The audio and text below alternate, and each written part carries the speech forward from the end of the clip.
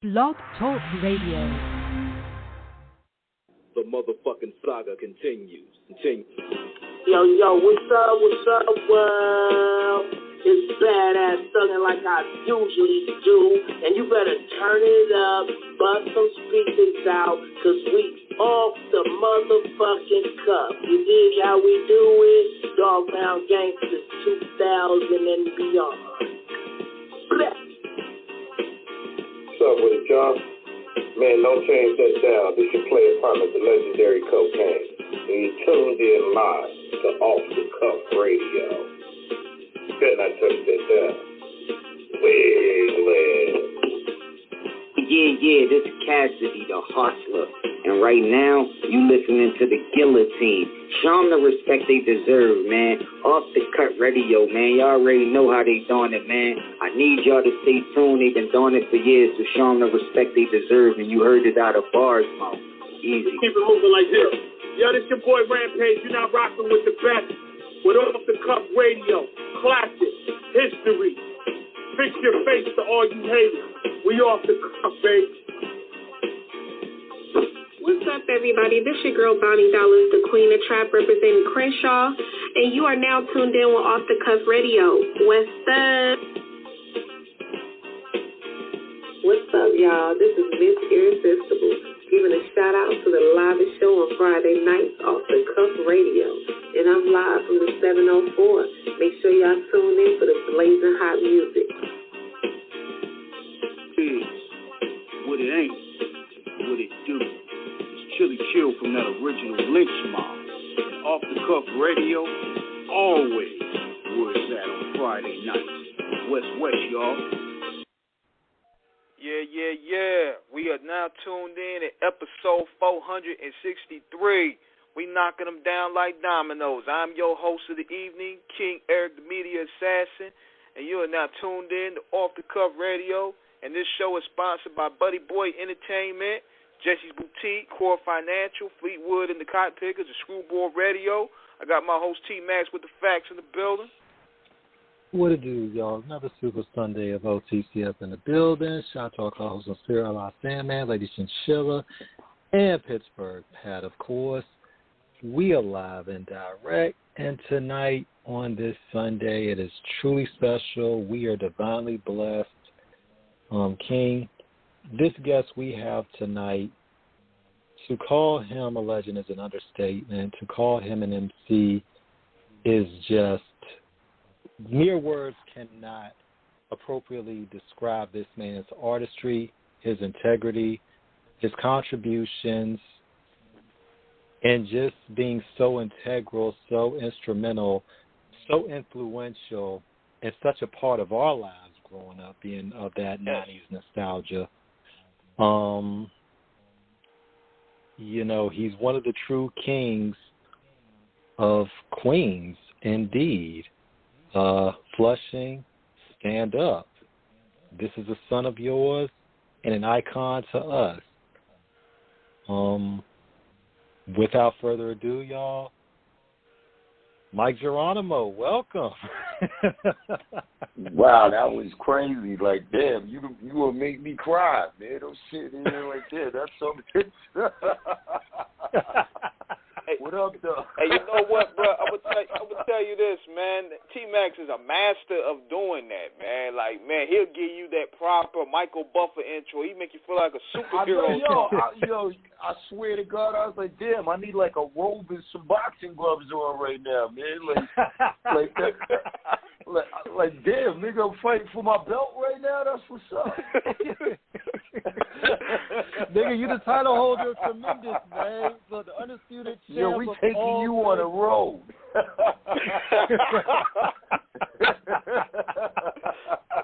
For every show. Hell yeah, man, yo, it's an honor to be here, though. That's a heck of a way to start. I'm very sincerely appreciative. Thank you so much, man. It's a pleasure to be with y'all, man. Dude, thank you so much. Man, Mike, thank you for having me.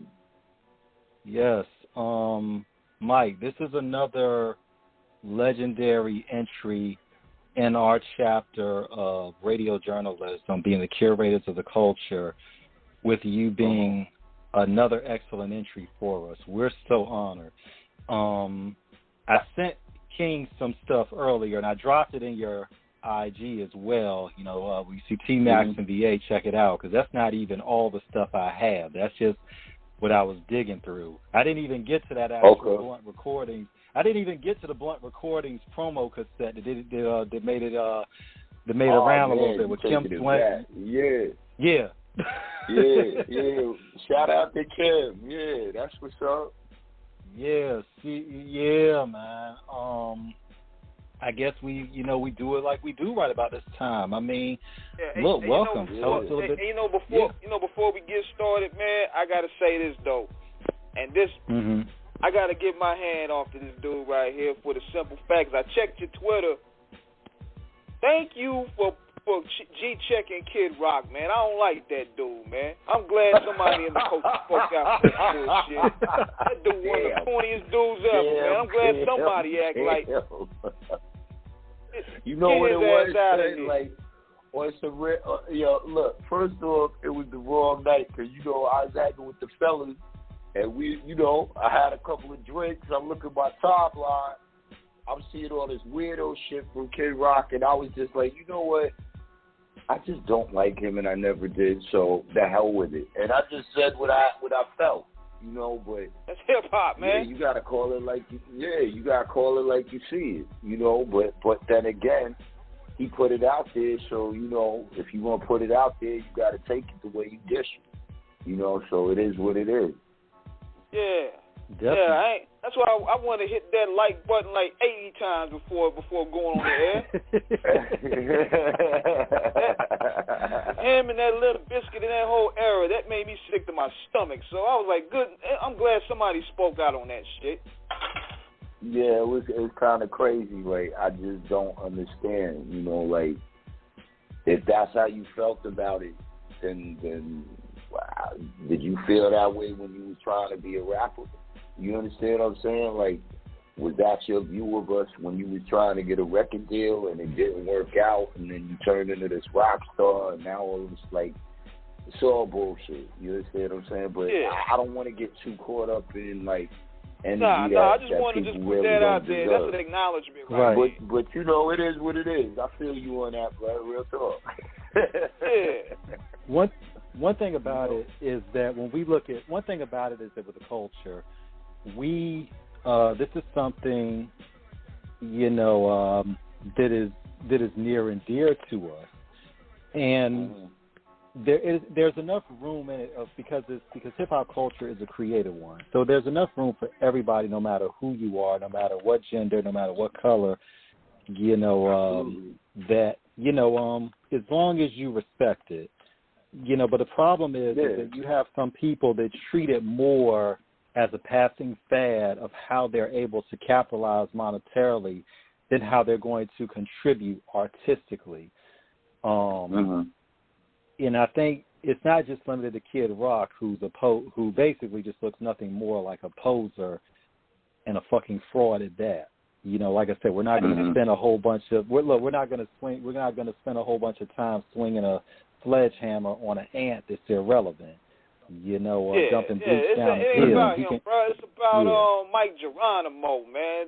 Man. I mean, honestly put, long story short with it, I just didn't appreciate him being so vocal in terms of being one of these people that's out here misguiding people with the climate in the country and all the misinformation and just the idiot shit. You understand what I'm saying? And the way I feel about it is, it just feels like there's too much of a microphone for all the wrong things. And if that's the type of time that you want, and that's not what we need as a people, as a country, as a nation, as a world, that ain't what we need. But if that's the type of time you want, nigga, somebody got to tell you that somebody else is on a different type of time. You feel me? So exactly. His beliefs, what he subscribes to, that's on him. It's everybody ain't for everything, and everything ain't for everybody. So I'm just the opposing force, you feel me? And that's it. And that's all there is to it, Well, there's definitely, and one thing about the universe and its uniqueness and its divine creation is that there's always going to be negative energy, but there always has to be that proactive, pragmatic, positive energy like yourself that is always going to be about being solutions-oriented. One thing about your music that it has reflected over so many years is a realism, a vulnerability, and a real sense of sincerity. Dude, I remember when I first heard Shit's Real back in 1995, and it's, you know, and I tell the youngins today,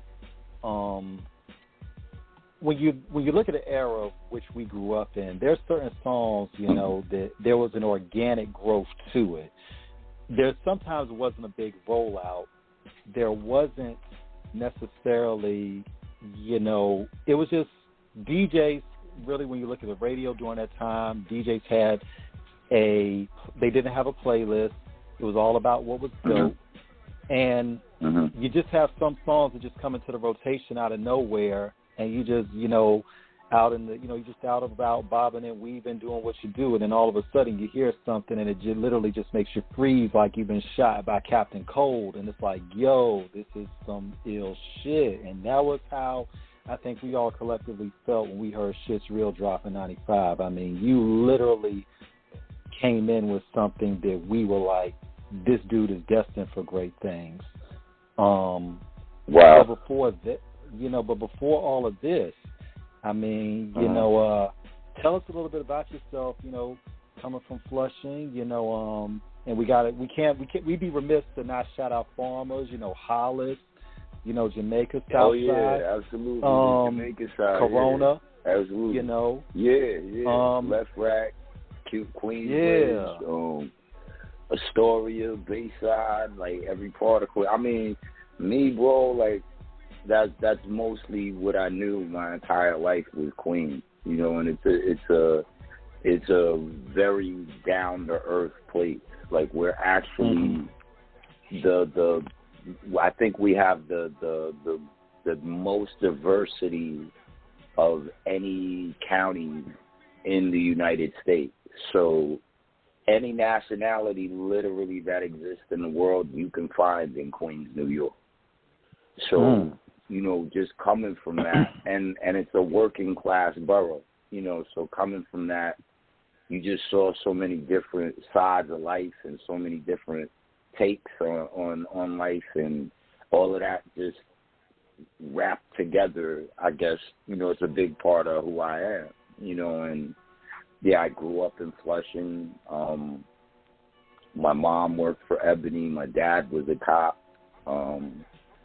My mom passed away early on, so, you know, I did a lot of moving around, and I have family in Jamaica, so I spent a lot of time bouncing back and forth between Flushing and between Jamaica, you know, and then I have family, too, in East Elmhurst and Corona, so I was just all over the place growing up in Queens, you know, and I was just lucky enough to grow up and live next to Lord's Professor. Shout out to him, and he was like LP, the first person. Yeah, LP. Like Lord's was like the first person I ever really even knew coming outside of my house. So it just was weird, bro. You know. And then as we got older, he was into music, so I was able to be around him and meet all these people that, you know, I idolized and soak up all of this music that was coming from him and, you know, the people he was working with, and it just all led to where it led to. And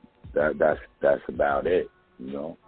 That's about it. Now, and to give our listeners out there, this is how much you have to understand the legacy of legends that this man is cut from. This is a short list of it.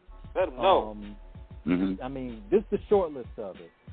When you think about QB alone, Queensbridge houses, 96 buildings, 15,000 residents, the largest housing project in the country, if not the world.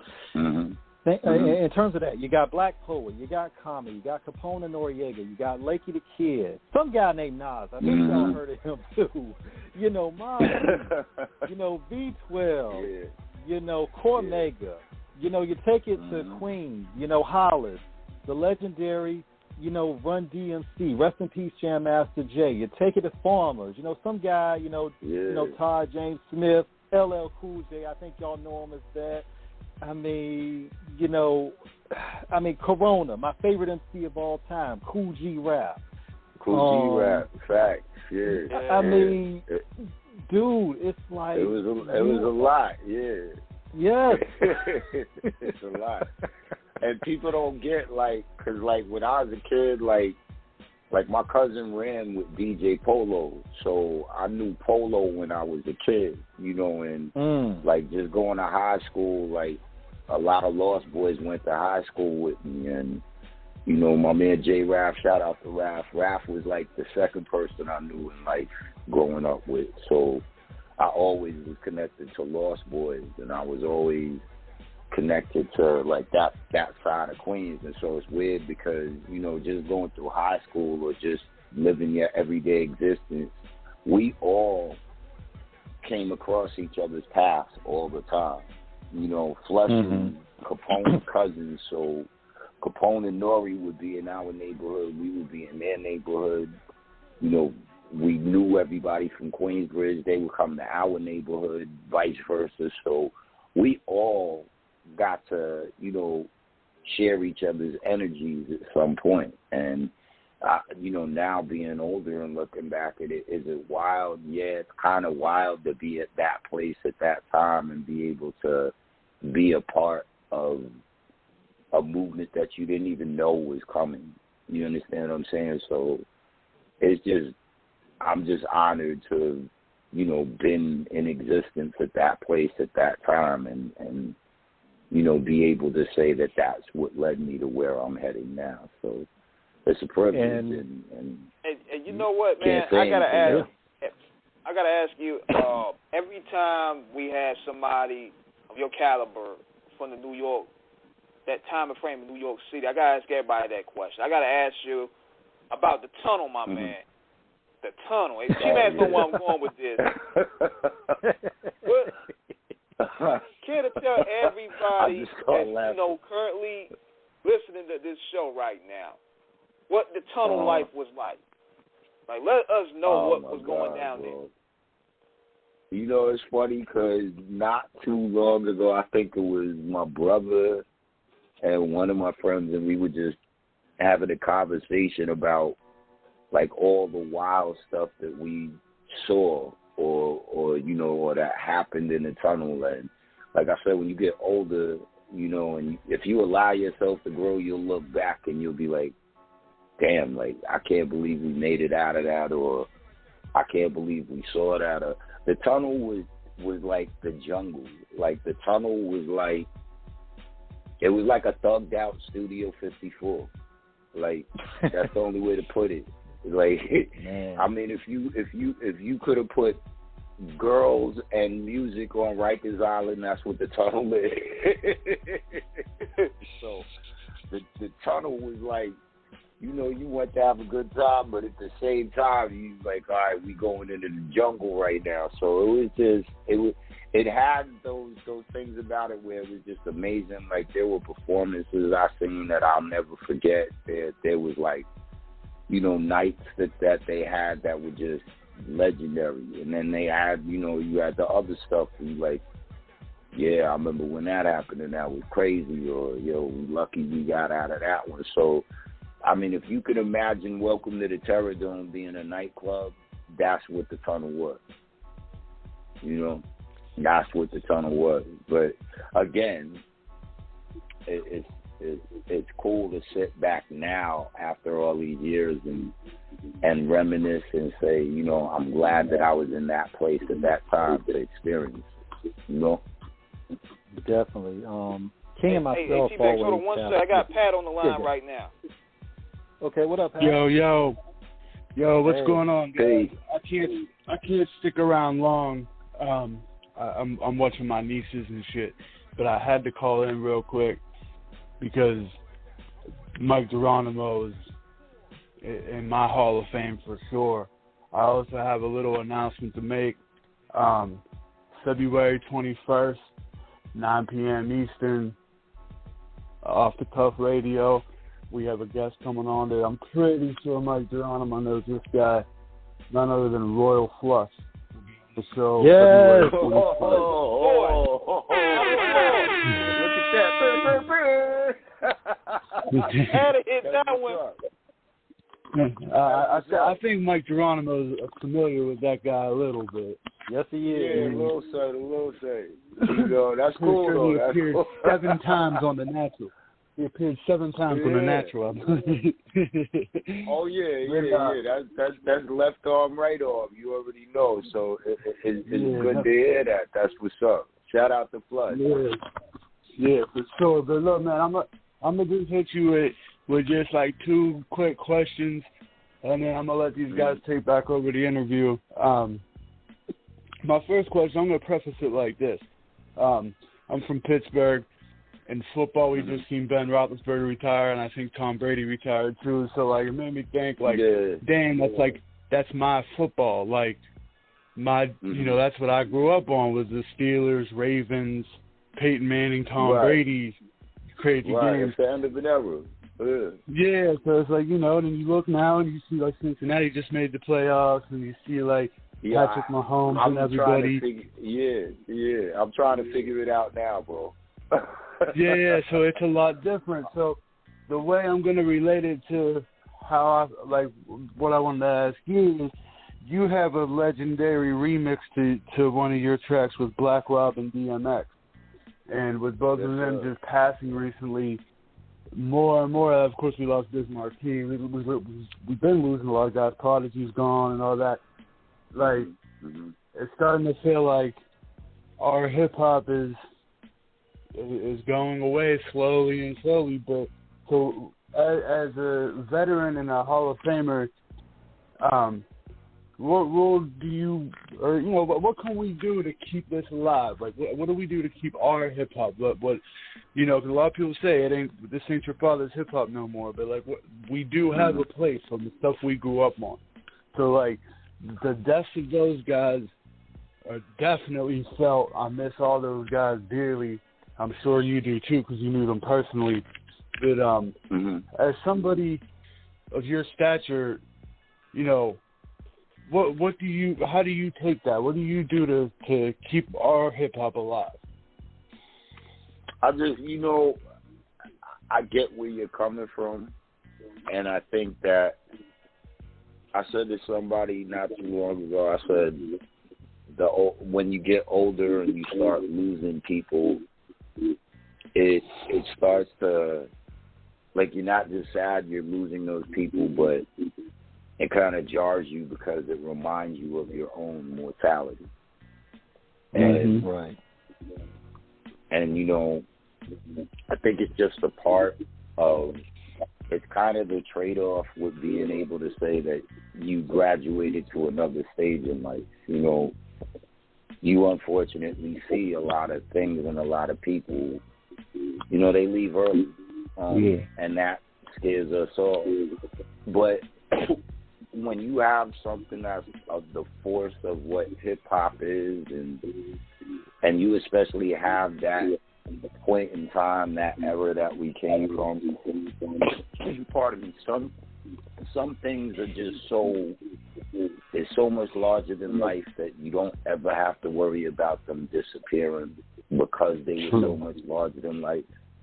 And I think hip-hop, and I think in particular that era that we came from, was so much larger than anything anybody could have ever expected, that you're never going to have to worry about that ever disappearing. Yeah, I think, you know, that's a great honestly answer.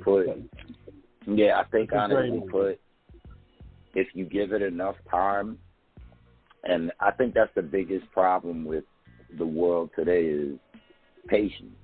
You know what I mean? Like, if you give things enough time, then people start to come around. And what I mean by that is, in the same way that over the years the Rolling Stones have had fans that were with them from day one, but then they ended up getting fans that weren't even born when they came out. Hip-hop is going through that, man. You understand what I'm saying? And there's no way that you won't 50 years from now hear someone talking about Biggie, or you won't hear about DMX, or you won't hear about Jay-Z or Ja Rule or any of those artists, any of us that came from that era, because as a Wu-Tang, like, it was just so much larger than life itself that you don't ever have to worry about that ever going anywhere.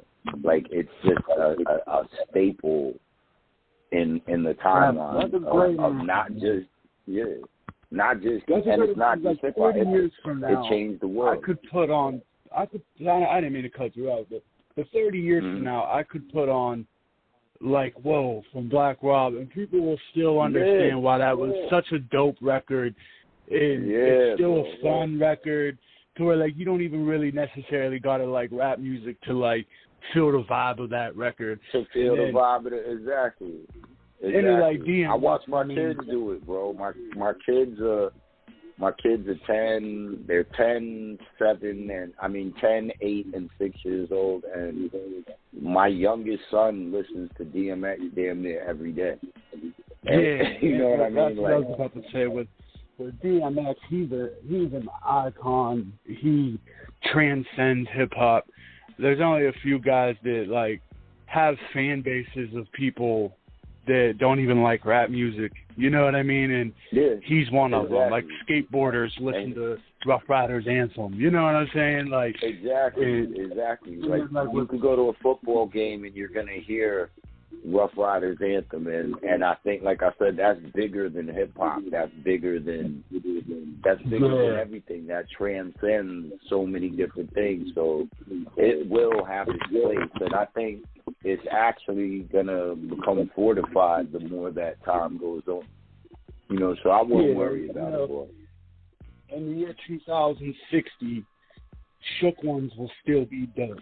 You know what I'm saying? Like, absolutely. You know, Rough Riders Anthem will still be dope. You know, you'll still be able to get the stuff drop. That'll still be ill. You know, 40 years from now. And nothing can change that. I'm an East Coast head, bro. I'm an East. Everybody knows me because I fuck with New Orleans and I fuck with the East Coast heavy. That's what's up. I'm gonna ask you your top 5 queens of all time, and then I'll give you mine afterwards. But I need your top 5 queens all time.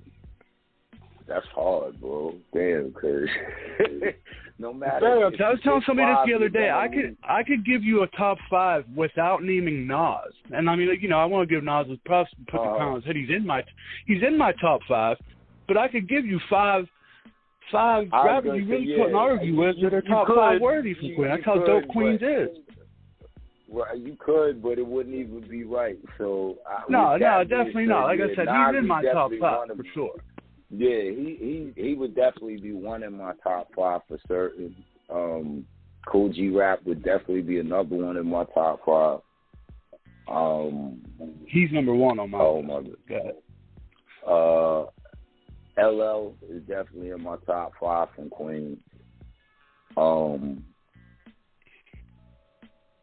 Prodigy is in my top 5. I mean, really, you got to count Mobb Deep as just one person. I know they two, but you got to count them as one. One more. Who else? I need one more from Queens. Yeah.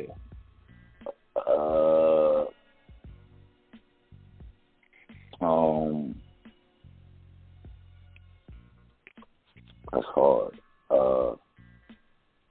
I'm trying to think of somebody who's like pen game is just phenomenal. Like,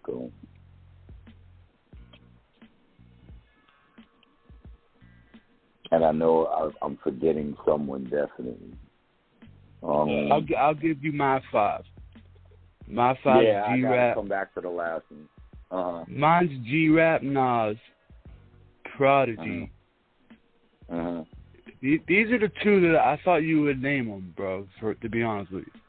But I'm going to say Mega, and I'm going to go with Tragedy. Yeah, I'm going to put Tragedy in my top 5. And that's the thing. I would say Trag, but then I'm thinking about Mega, and I'm thinking about Nature, too. You I was know, going to say nature's there, and you can't forget Capone and Nori. There's Nori, there's Pone, there's Cheeks, there's a lot of people. That's why I said no matter if you pick 5, you're going to leave one out, you're going to leave somebody out. So, but I'll go with I would go with Trad, because Trad is like, you know, he started a lot of styles for a lot of people out here. So I would say Trad is the last one. He did. We were just saying, like, if I told you my top 5 was G-Rap, Trad, Prodigy, Cormega, and LL Cool J, that's not a crazy top 5. That's not a crazy top 5 at all. And I didn't even name Nas. You know what I'm saying? Like that's how ill Queens is. And I was going to say that is a crazy top 5. Yeah, because just them 5 alone, they out of control. You feel me? So it's kind of like any way you slice it, you could always get a mean top 5 from Queens. There's no question about it. Yeah, man, there's all kinds of them. Of course, you know, there's people like Ali Vegas that are dope. There's Ali, there's mad other people. I don't want to leave out the Godfather, man. MC Shan, I don't want to leave out Shan. That's my homie, too. There's Shan, there's Cannabis, there's Super Lover C, Casanova Rudd, Roxanne Sharte, Craig G, there's Large, there's for days you could go on. There's Tricore Quest, we ain't even getting to that. There's Run DMC, there's, like, come on.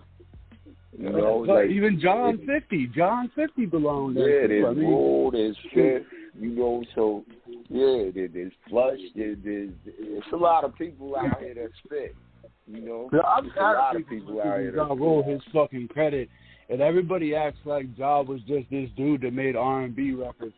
That ain't true at all. Ja Rule got not shit, at all. Man. Ja Rule got, he had the R&B joints for his singles and shit, but Ja Rule got some shit. And this shit that absolutely. Eminem and 50 killed his career, that shit ain't even true. Dude had hits after that. Clap Back was a hit. New York was a hit. Then his record label disappeared. They got indicted by the feds. I'm not saying that the beef didn't have no impact because it did, but, I mean, it's not like that beef happened and he just went away. The dude had hits. His shit was still selling. His greatest hits album made the Billboard. Like, I mean, John deserves his credit, man, because God had his shit. The Night Rider. I think when he sampled the Night Rider joint, he talked about, I mean, what a ride, baby. I mean, what a ride, big record. You can't get hype off of that. Come on, man. Yeah, absolutely. I'm going to get rolling, guys. I'm going to get rolling. I gotta go take care of something, but I want to thank you guys again. And, Mike Geronimo, man, I truly mean that it's an honor to talk to you, man. You're a Hall of Famer in my book, bro. And I salute you, man. And I hope you can come back on one day and I can get a full interview with you, man, because like I'm a genuine fan of yours, and I appreciate it. I have to go. Back. As long as y'all have me, I'll be back. Thank you. Man, you're welcome anytime, but I definitely salute you, and I truly mean it when I say I'm a fan, and I consider you a Hall of Famer in my book and many other people's books as well. So I salute you, and I mean that. And I'm going to go ahead and turn the interview over to my co-host, and I appreciate everybody on the line, man. Y'all be good. I appreciate it. Thank you, bro. Real talk. Thank you so much, man. Peace out, yeah. I mean, like Geronimo, like he was saying, man. I mean, the fact is QB, Queens in general. I don't think Queens has always really gotten the respect that they deserve, that y'all deserve in terms of what you all brought. Because especially in the 90s, when we look at the West Coast really be coming up, we still got to look at what was happening in Queens during that time. You know, Main Source. You know, Large Professor, you know, Breaking Adams. I mean, you know, this was Nas's first appearance on Live at the Barbecue. A couple years later, you would do Zebrahead, you know, Zebrahead soundtrack with Halftime.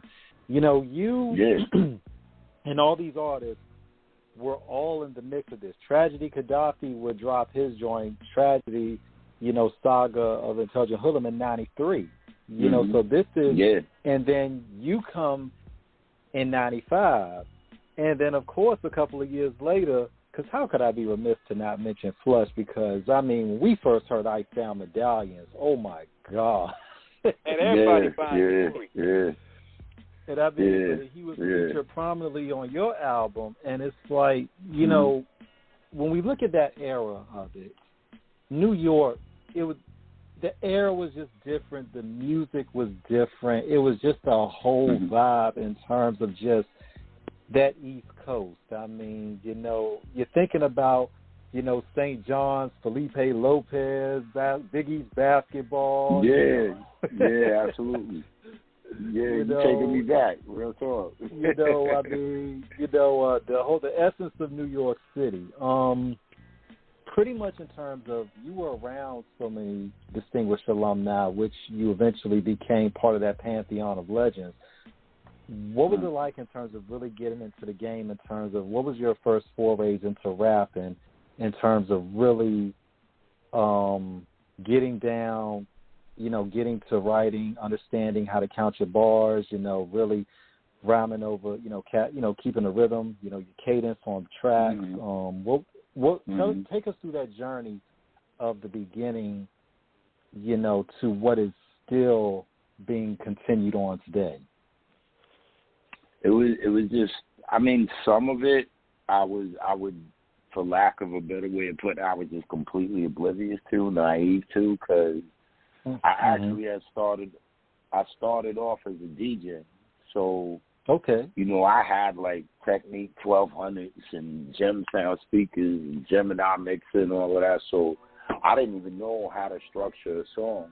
You know, like, it was really Large and being around him, and then afterwards meeting Irv, and Irv Gotti showing me, you know, the structure of how to write a song. I didn't know any of that. You know, I just started off rhyming at Large Crib, and he would just, you know, play beats from the SP, or he would just cut records up, and we would just be in his living room just spitting, you know. So I knew how to freestyle, but I think it was just more so, it was inadvertent, because it was just something I was doing.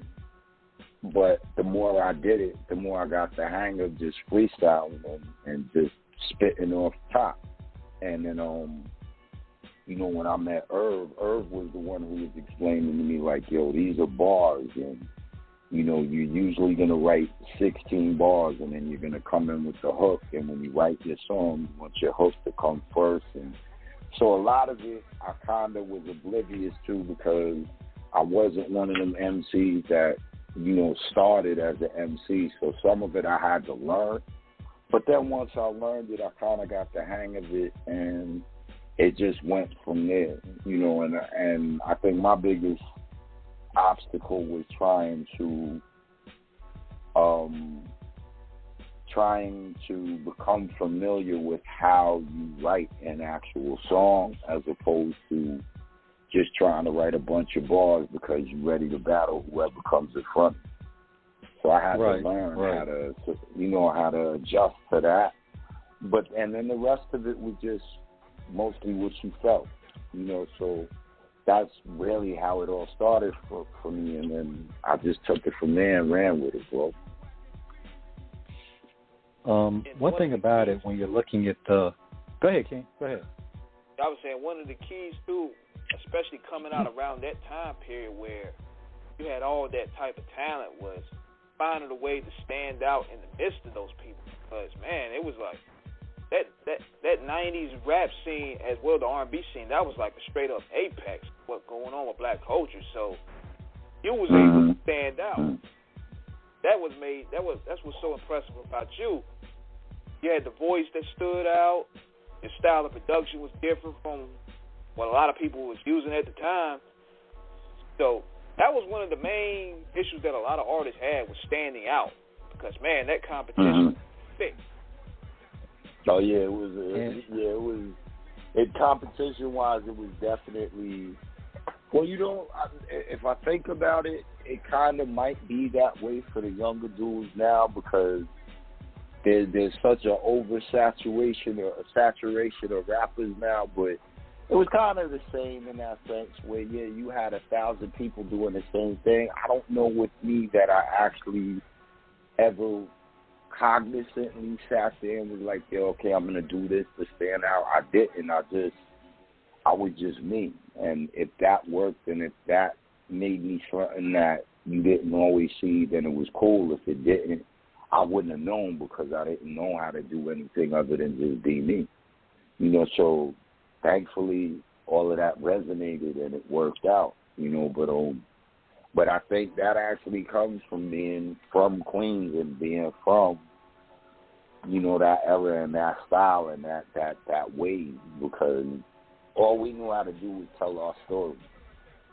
And all we knew how to do was tell our story in a rhythm or in a cadence that it was all our own, you know, and other boroughs didn't sound the way we sounded. So we just would take that and just run with it, you know? Now, Mike, this show we're having right here is something historical because you were part of. I have to get myself together because I want to make sure that I put this in proper context. There are golden years, and then there are years of just tremendous achievement, of which you were a part of. There is, and I'm going to use a sports analogy with this. The 2001 Miami Hurricanes had 17 players drafted in the first round in the NFL. I think if not the whole, and when we look at 1995, King and myself were talking about this the other day.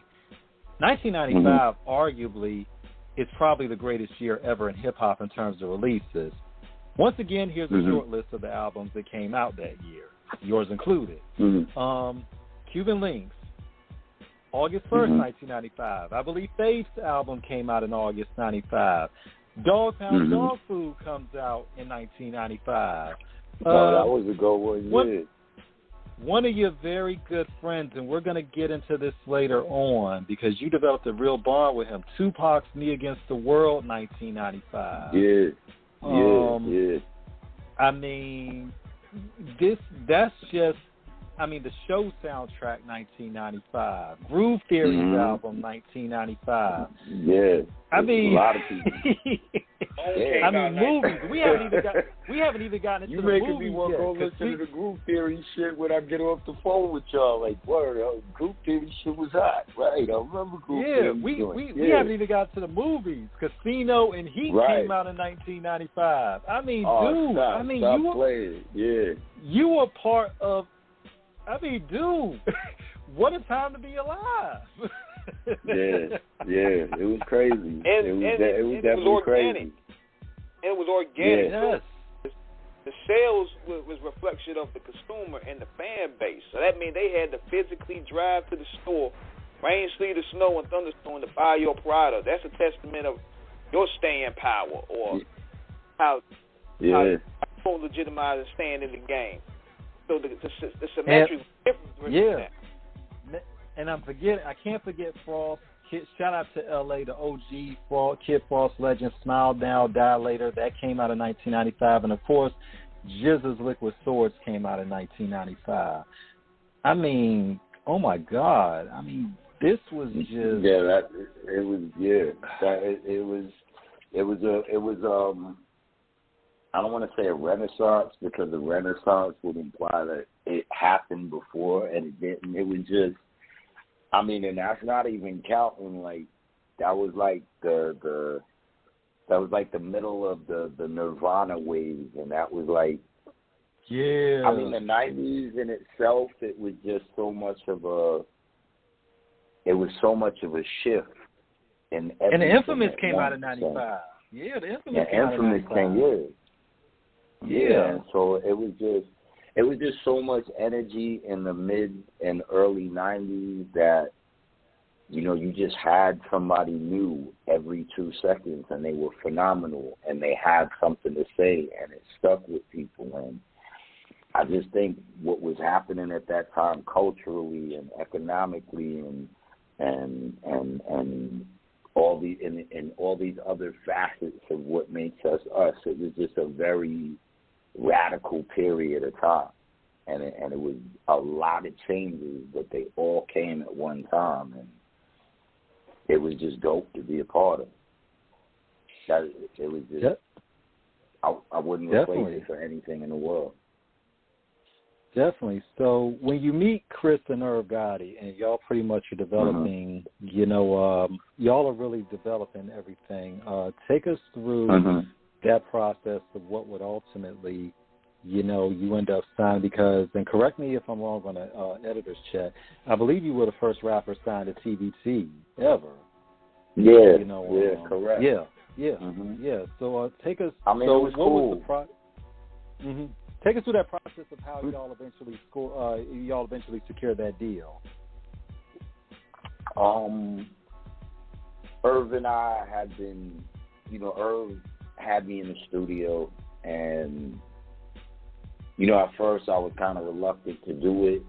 I don't know why I had a reluctancy, but he's like, just come try it, and if you don't like it, you don't have to do it again, and blah, blah, blah, and such. So I went in the studio, and we actually, the first song I ever recorded, like, in life in a studio was Shit's Real.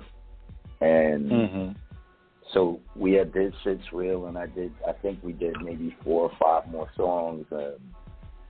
Irv would come back and tell me, labels were talking, da-da-da-da-da. And then we had actually shot the video for Shit's Real before we even signed the deal. And it was Hype Williams that shot the video. Shout out to Hype. So, and this was actually it was the first video, I think, aside from K7 that Hype had shot a video for, and Hype when they did Come Baby Come. That was off Swing, right, Swing and 1994.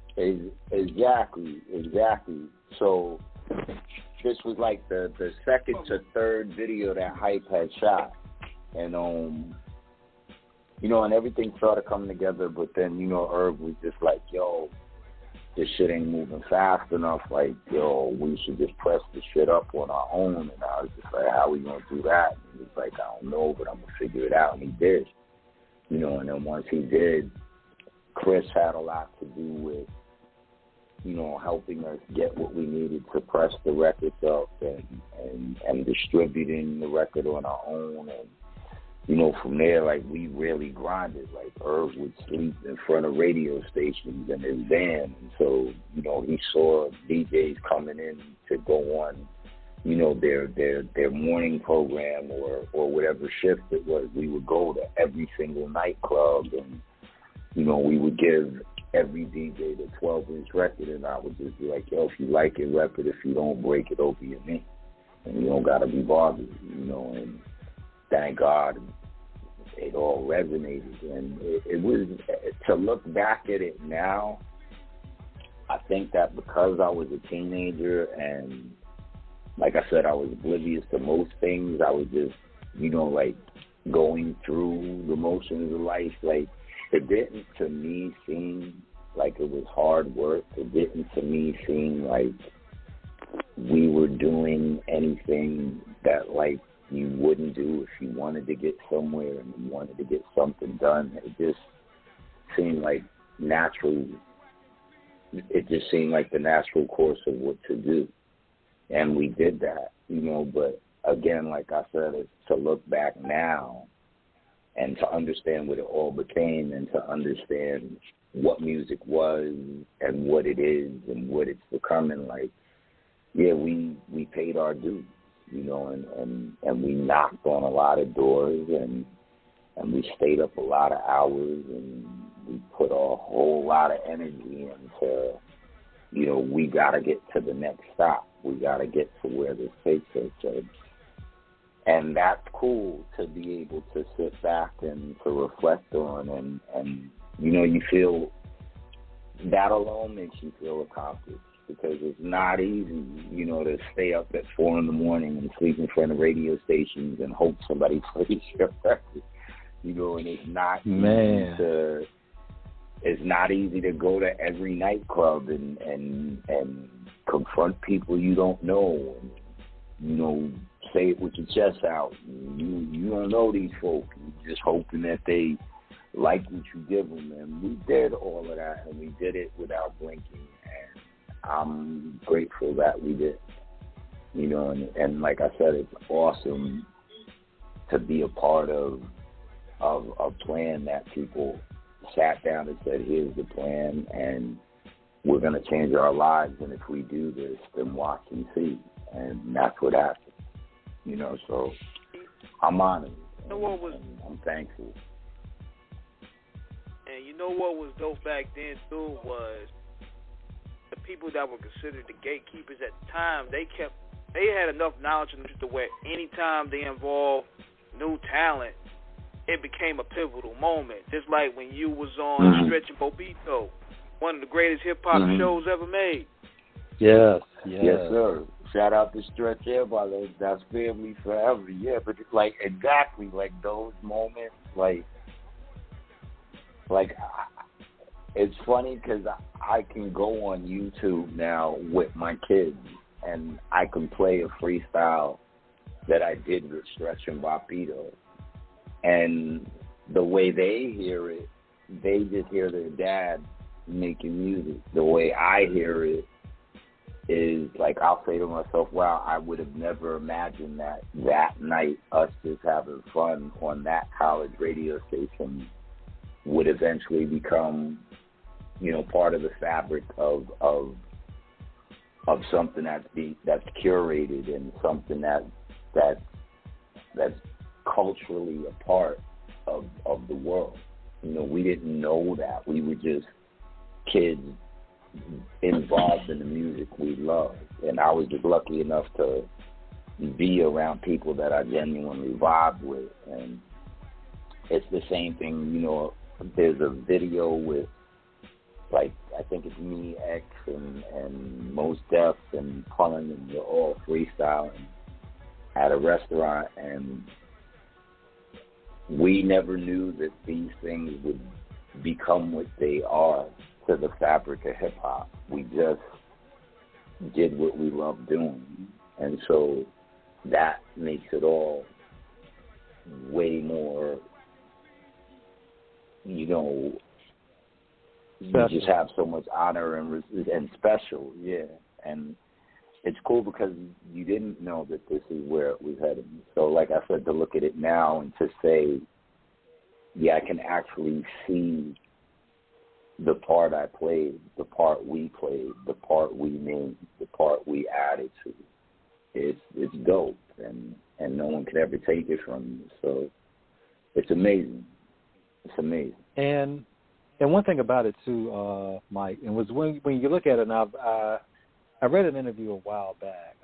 This was years ago, of course. Irv talked about it, that when y'all shot the video, he always joked about how there were just no permits and y'all just shot every fucking way. Oh, yeah. There was a whole lot of, yo, put those away. Yo, we got to go. Yeah, it was a lot of that happening.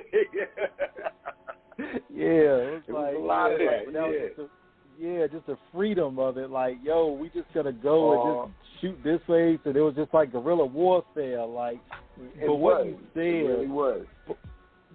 But what you said echoed the sentiments of it, because, and man, we still got so much to get to. But wow, we're loving this. When you look at the time back then, I don't think a lot of the young heads today really understand what it was in terms of really having to market. Now we have social media, we have IG. Thank God for it, because we get to talk to legends like yourself because of it. Social media has really. It's like Event Horizon, for those of my science fiction horror nuts, about how the ship basically, how the technology in the ship. That's how it the brings perfect analogy for it. Yeah. Y'all gotta watch the movie. For those that haven't seen Event Horizon, you gotta watch the movie to really get it. Yeah, but basically it facilitates a more efficient means of communication in terms of product placement and dissemination. Back in the day, you know, you really had to be out there. You know, you had to press up copies. You had to get out there. Oh yeah, you had to earn it. DJs, you had to earn it. Yeah, and of course, you had a DJ Clue, Ron G. You know, all of them back in the day, you know, who were the mixtape. You know, K Slay. Can't forget the legendary Drama King. You know, representing Harlem. Yes. You know, and that's Shout how out. you were getting. Yeah, you were getting your name out there. I think one thing about it too. Take us, because you said "Shit's Real" was the first song you did. Now, I mean, you used Denise Williams' free sample, and oh my God, I think the song was universally loved to begin with. So you put a hip hop spin on it, just bringing MC into it, which really just, oh God, I mean, like I said, the song hit. It's so weird, bro, because I can never hear. If I hear the beginning of that record, like the original. Like if someone plays Free and I hear it drop and I just hear the, it feels like now it's part of my own existence.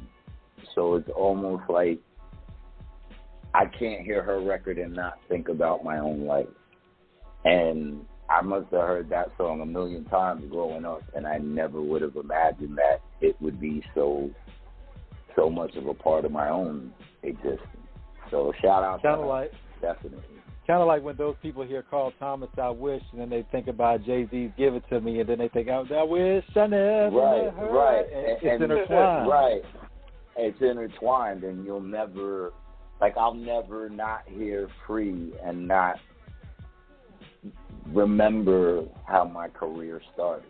It just triggers me to go back to, me and Irv having nothing, me, him, and Ja running around, and Chris Black, and all that hustling we did, and all of that grinding we did, and all that uncertainty we had. What were the streets of New York like back then? What was the streets of New York like back then in terms of when it was just, because we know about it from the music perspective because of all the classics you all gave us, but the street stories have to be told as well because you can't have one without the other. We had Team Supreme out there, during what was it like with that time? Yeah, shout out to Preem. That's pop forever, you know what I mean? Shout out to Preem. But it was a gauntlet. It was a gauntlet, and sometimes you're in a time and a place, and like I said, you don't realize all the things around you that are happening because you're just there. You're just going through it, But like I said, when you allow yourself to get older, God bless you to get to a point where you could look back at things and make sense of everything. It's like you realize how unpredictable and how crazy and how dismal and how violent and fast and there was just all these things happening in New York at that time, and it was just very hectic, and it was very you just couldn't call it. You couldn't call it. It's funny because my brother and me were talking the other day, and we were talking about, if New York is worse now than it was when we were kids. And I said, it's like the first time that I ever really had to sit there and ask myself that question, is it as bad now as it was, or is it worse now than it was when we were kids? And my brother was like, nah, bro, you gotta remember, we were losing people every other day. We were, we was outside. We was into some things that, maybe we shouldn't have been involved in. We were doing things that maybe, we didn't necessarily have to be a part of, but it was just so much going on at that time, and it was just so hectic, and it was just so uncertain that a lot of that is what led me to write shit with, when I was that age. And I wasn't, I don't want to be perceived as being knee deep in a bunch of shit that I shouldn't have been in, but I had my share of things I was involved in, and at that age, at that time, you just didn't know if you was going to see next week. You didn't know if you was going to see next month. You damn sure wasn't thinking about 5 years from now. You were thinking about the here and now. And So I really wrote Shit's Real because I was just like, yo, if anything does happen, I don't want to just be another dude that was out here that didn't leave a mark in the world, you know, and that's what led me to write Another Day Step into the Belly of the Beast and all of that, you know, and that's what that came from. So that time period in New York was very, like I said, it was a gauntlet, but thank God we found something that pulled us away from all of those things and gave us an opportunity to have, you know, different outcomes. And so that's about what it was, bro. Definitely, and on the block, it was all about, you know, you had to deal with the bullies, billies, and buck 50s, and not in that order. And the Giuliani era. Yeah, exactly. So, like, you know, we came up in the era of, you know, crack, and we came up in the era of, you know, Tech 9s and Mac 11s, and you know, you go to school and people would have 380s in their books. They would cut the pages out the books and put the hammer in the book and tape it. You know, so that's just shit we knew growing up. People would have razor blades under their tongue. You know, like this was just the environment that we were a part of. You know, and like I said, when you're in it, and especially when you're in it and you're young, you're not really understanding fully what all of this is. You're just going with it, you know. So it was tough. It was tough, but I think that because it was so tough, that came out in the music, and I think that because it was so much of a gauntlet, that's what made Wu-Tang, and that's what made a Notorious B.I.G., and that's what made a Tupac, and that's what made, you know, a Nas or anyone that you could think of in that era, DMX, what have you. It was that hunger and that being up against the clock and that not knowing what hand the clock was on. All of that shit made us, it compelled us, it drove us. It instructed us, it influenced us, so that came out in the music. You know, so was it unfortunate? Was it anything that you'd want your kids to go through or be a part of? No, but as I said, if you give time, I always say that time is the only thing in the world that lies to nobody. You know, so if you give anything enough time, you'll get to see the full picture. And out of all of those things that were maybe not too appetizing, you know, if you didn't have those things, you wouldn't have the power behind the music that you did. And you wouldn't have the sincerity that you had behind that music, and you wouldn't have the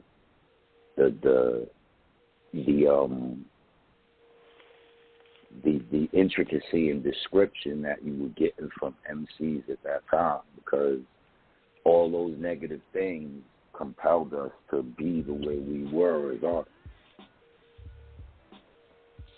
Wow. I mean, we're know just... what, man, to quote Nature, because you said something real deep about time. He said, the foulest thing about time, it ticks even when you're gone. Yeah, right. Life goes on. Right. Yeah, life goes and on. It don't lie to you. You know what I mean? Like, time might not tell you the full story, but you can never say it lied to you when it tells you the whole story. You understand what I'm saying? Yes. Oh, that's deep. Wow. Hey, we drop gems on Off the Cuff Radio, man. We got Mike Geronimo in the building, man. You know you're going to get some knowledge. You're going to get some culture knowledge. You're going to get all types of good game here. That's what we do here. Man. Yeah. That's the only way we do it, you know? Yeah. So, I mean, Geronimo, so the song takes off. What is it like for you all when you realize you all have a hit on your hands? I was like, holy shit. I think Irv handled it way better than I did, because, you know, like, with Irv it was different because I think Irv was always prepared for anything that arose. So anything that came, he was like, yeah, that worked out just the way I wanted, or he would be like, oh, all right, cool, yeah. So he took it all in stride. Me, on the other hand, I was more like, I was in like bubblehead mode, bro, because I was kind of like I said, I wasn't saying to myself, yo, when I grow up, I want to be a rapper and I want to do that. That's not at all what I was doing. So I just did everything, and then it started to pop, and I was just like, okay, cool. So I guess I'm not going to college now. And then, you know, and then it just started, it got bigger from there. And then I think the hardest part for me was I didn't realize what you trade off becoming an artist. So I think the hard part for me was like, yeah, people are going to look at you, and people are going to want to come up to talk to you, and people are going to want to, you know, just be around every 2 seconds, and, you know, your life isn't just yours anymore. And so those were the things that were kind of hard for me to adjust to, and I just wasn't ever really comfortable with, like, the spotlight, which is weird because it's kind of like, all right, you're an artist, so you should know you're going to be in the spotlight.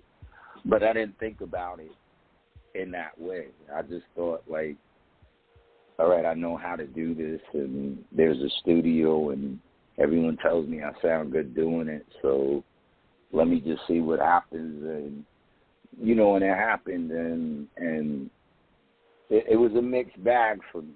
You know, like, it had its upside where, you know, like, I remember my mom hearing, you know, the record for the first time on the radio, and I remember, you know, the video coming on and all my friends bugging out, my little brother and my cousins and them wilding out, and, you know, all those good things. And then I remember the things where I was like, oh, okay, so now we got to move different, you know. So it was a mixed bag, but it just all happened really fast. And we didn't have a choice. It was either, you know, you hold on to this horse as fast as it's galloping so you don't fall off of it, or, you know, you just opt to let go of the reins. And we weren't going to let go of the reins, so we just rolled. We just rolled. Now, when you got the deal with TVT, Mike, was that a situation where the time was a singles deal and it transitioned to an album deal, or was it an album deal from jump and then you got the single out first? Yeah. It was an album deal definitely from jump. Like, it was actually, okay. I think they actually wanted me to do more albums than I ended up signing to contractually do. Because we're going to get to that too about when you dropped Vendetta in 97. We're going to get to that. Right. So when I first signed with TVT, I pretty much signed a standard 3-album deal. And it was a bit of a bidding war between TVT and 2 other labels. And, you know, we sat down with Steve Gottlieb, and I felt good, you know, after the first time I met him and we talked, and Irv felt like it was the best opportunity for us because they were a brand new hip-hop label, and because it would mean I was like the first rap artist they had ever signed. So he kind of was looking at it like, you know, for you it's kind of an insurance policy because you're the first one they ever signed, and because of that, you know, there's always going to be things they do for you they would never do for anyone else. You like know, when LL the trade-off for that. Exactly.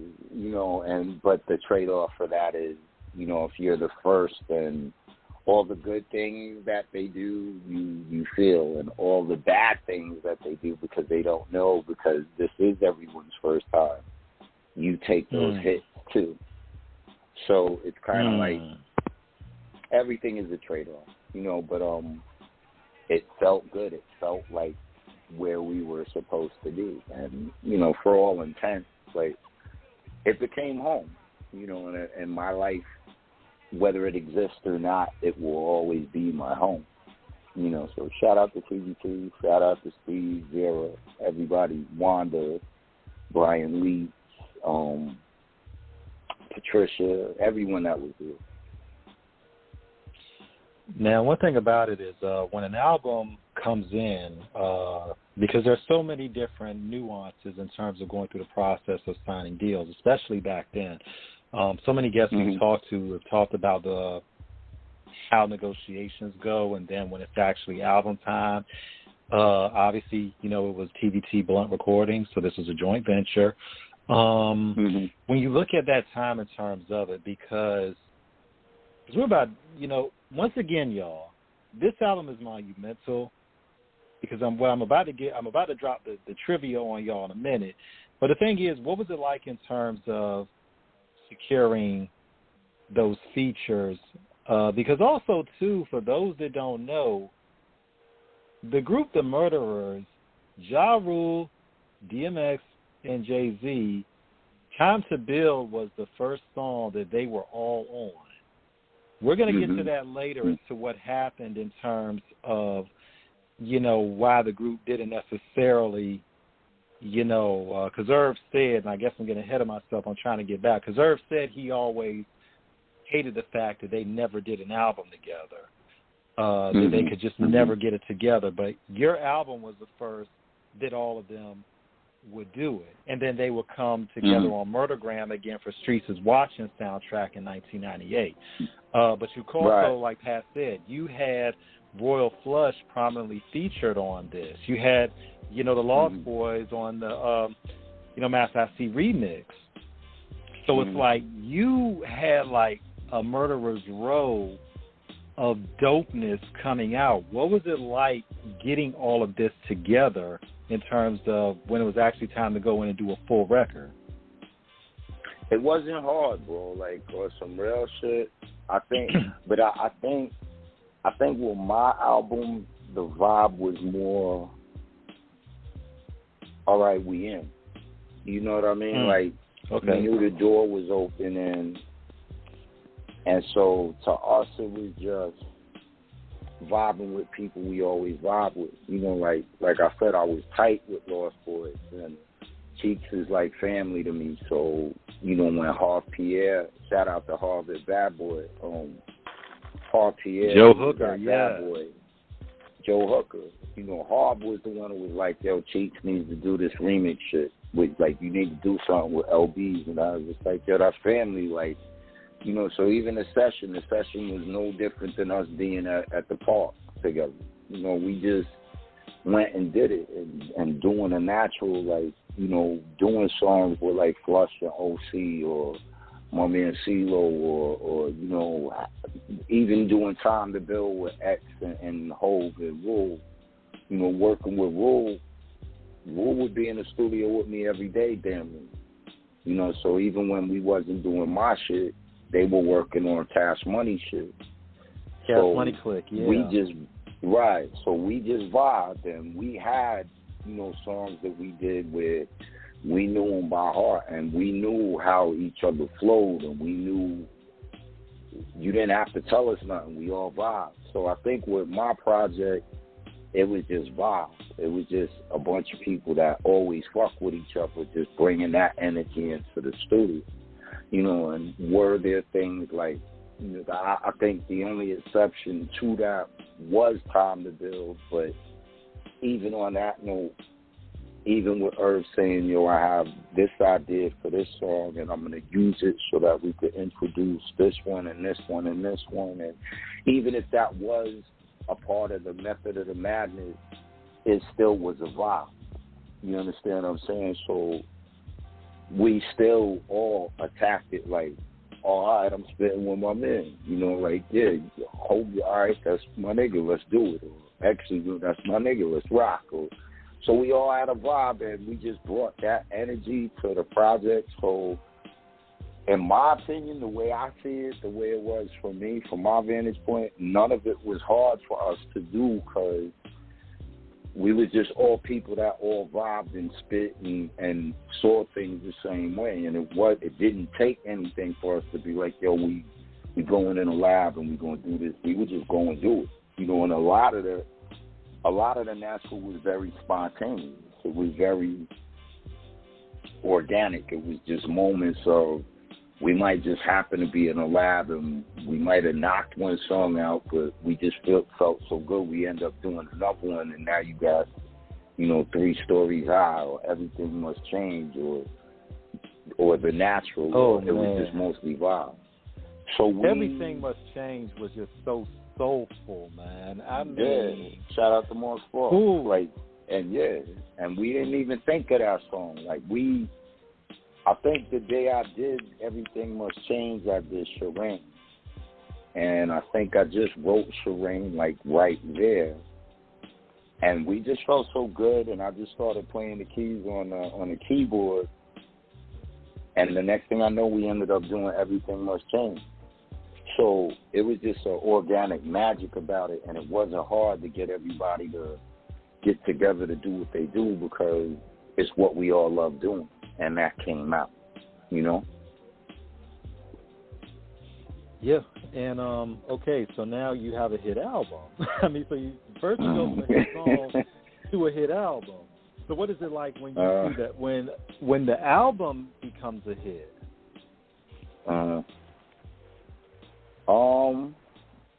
It was weird. It was weird to me because, like I said, it wasn't. Like I said, it's a lot different when you have an intent and you know where you want to end up. And for me, I didn't have an initial intent, so I always was just like, if one person bought it or if a million people bought it, it didn't really matter to me. I just wanted to know that I did something in life that, most people don't get to do. So when it did start taking off, it caught me by surprise, to be honest. It caught me by surprise. Like, I can't say that I didn't think that we didn't have a good album. Like, I would listen to it and I would just have this feeling that whatever we were doing, like, just keep going. I would just tell myself, just keep going. Like, you're on to something. I didn't know what I was on to. I didn't know how big or small it was. I just knew that feeling that you have, and so when it did start to catch on, it felt good. It felt good. It felt fulfilling. And it made me happy because people around me was happy. Yeah. Yeah, because, it was a vibe where you guys were hungry, you guys was coming in with determination to get on. It was before, the politics and the business came across. You know what I mean? Fact. Yeah, fact. Like, we didn't know that side of it, especially, like, me and Flush, like, Irv was the one who was, pretty much handling the business moves, him and Chris, so we didn't know the politicking and the industry shit. We just knew, we from Flushing and we did this and this is how we rock and the world gets to see it and niggas like it and that's good enough for me. So like I said, it was all very fulfilling and it just all happened very fast. And it's crazy because, Mike, when that album, this album probably on the low, for those that really know, has some of the best production from a lot of dude, you had a Jay-Z before we know him now as Jay-Z in terms of what you, this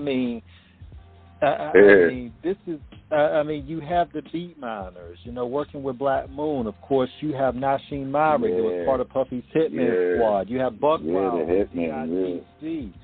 This is like your album is like a who's list of legends, rapping and producing.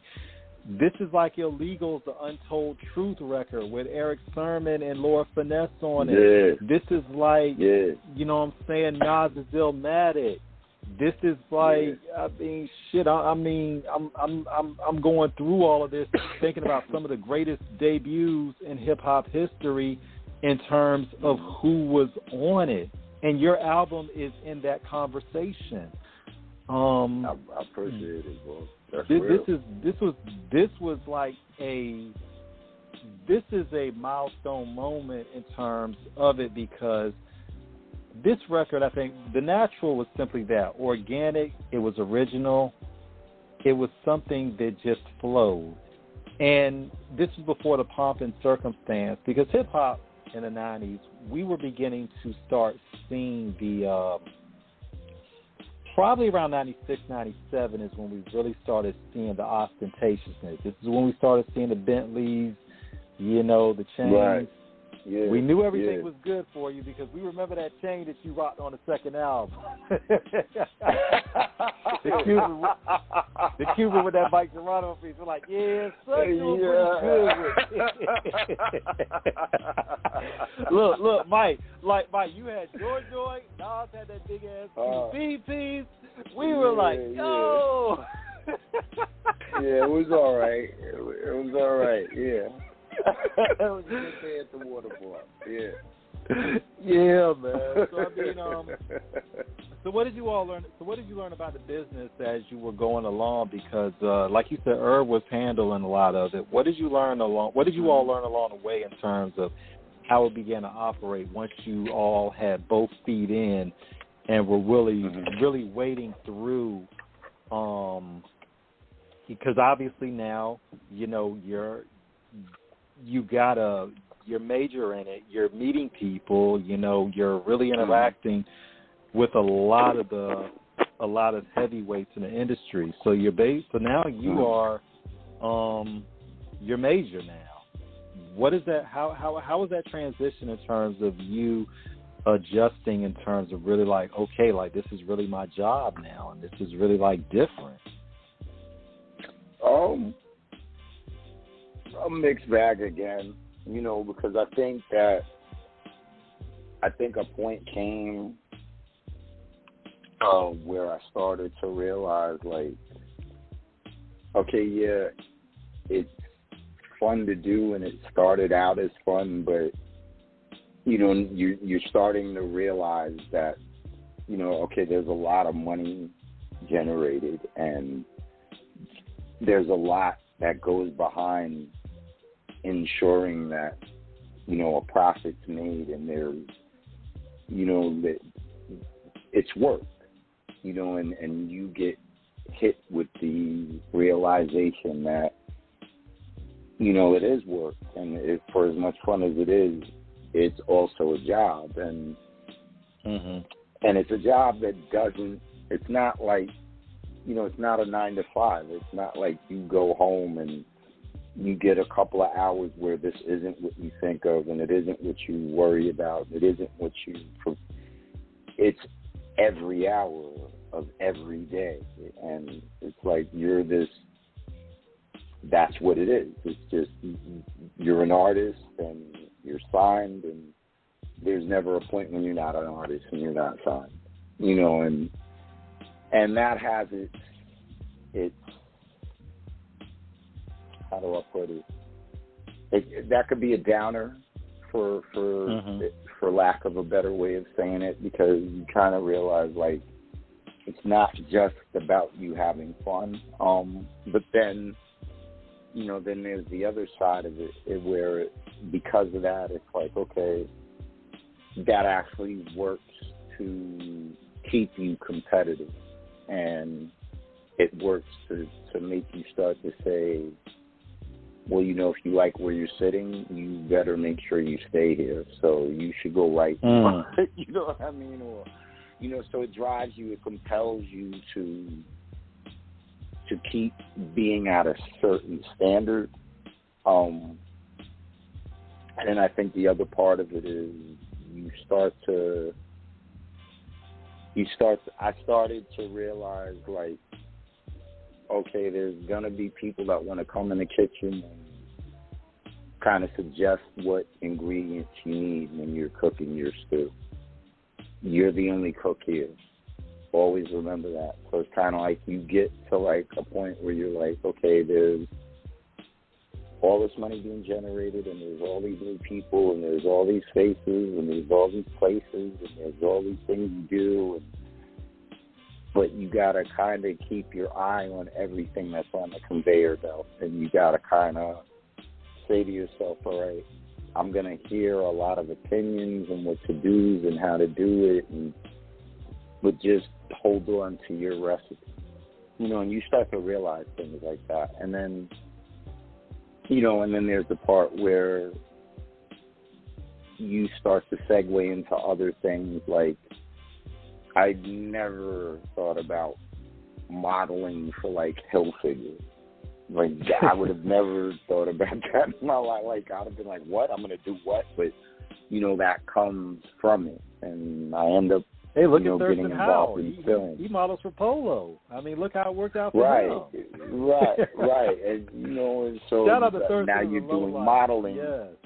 Yeah, shout out to Thurs, real talk. And then, you end up doing film, and you're doing voiceovers, and, you're doing all these other things that aren't rap. But because you rap, it's an opportunity that's there. And so it's a lot to digest at one time. And I think I had those moments where it was incredibly overwhelming to me, where it gave me a lot of anxiety. But then I would have those moments, right, but then I would have moments where I was like, okay, well, this is what it is, so what do you want to do with it? So you kind of, like I said, you get hit with the realities of it, but it's all about what you decide to do once you get hit with the realities that come from, having a bit of success so fast, so early. One thing about it, Mike, when we look at this, because we have to reference the interview you did with Drink Champs, which was absolutely unbelievable. It was incredible because you were so candid about your time in terms of everything you had dealt with. When we look at the situations today, because we see so many, young niggas trying to get in the game who want to be famous, who want this viral, who want to be a viral sensation, but a lot of times do not understand the responsibility of what it takes. It's like having a gun with no safety, and you're going to shoot yourself in the foot doing the wrong thing online. And and for the 90s, we know it was wild in terms of what was going on, because like I said, this is really when we start seeing the money, going back to like 95, 96. And I mean, God knows, the Cash Money came in 98. It just totally tore the roof off. I mean, the bling bling era was full effect out there. Yeah, it was crazy. So now we're comparing eras at the time, because the money was just beginning to come then, and now the money is in full swing now. The difference is there was an understanding of where you all came from, the experiences that molded you as men, shaped you in your character, and guided you in the direction of how you were taught about. While you weren't prepared for everything, you had an idea of what was coming because of what the foundation had already been set from previous experiences. Well, what we're seeing now with that, today we're seeing a lot of young people out there that really, they have no direction at all in terms of what they're doing with it. And this is not to down the younger generation of hip-hop, because we love all the generation. We're not the angry men screaming at the sky, but we're just seeing the difference in terms of approaches. We're seeing the difference in how they handle conflicts. We're seeing, because certain things, y'all were really from the streets, so you knew back in the day if some shit really got out of hand, what could really happen if you said somebody's name on a track, and, that wasn't nothing to play with back then.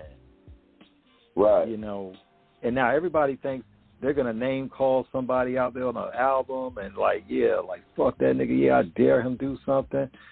And it's like, okay, but you saw what happened to a few rappers that got out there talking crazy, whether on Twitter or on videos, and not to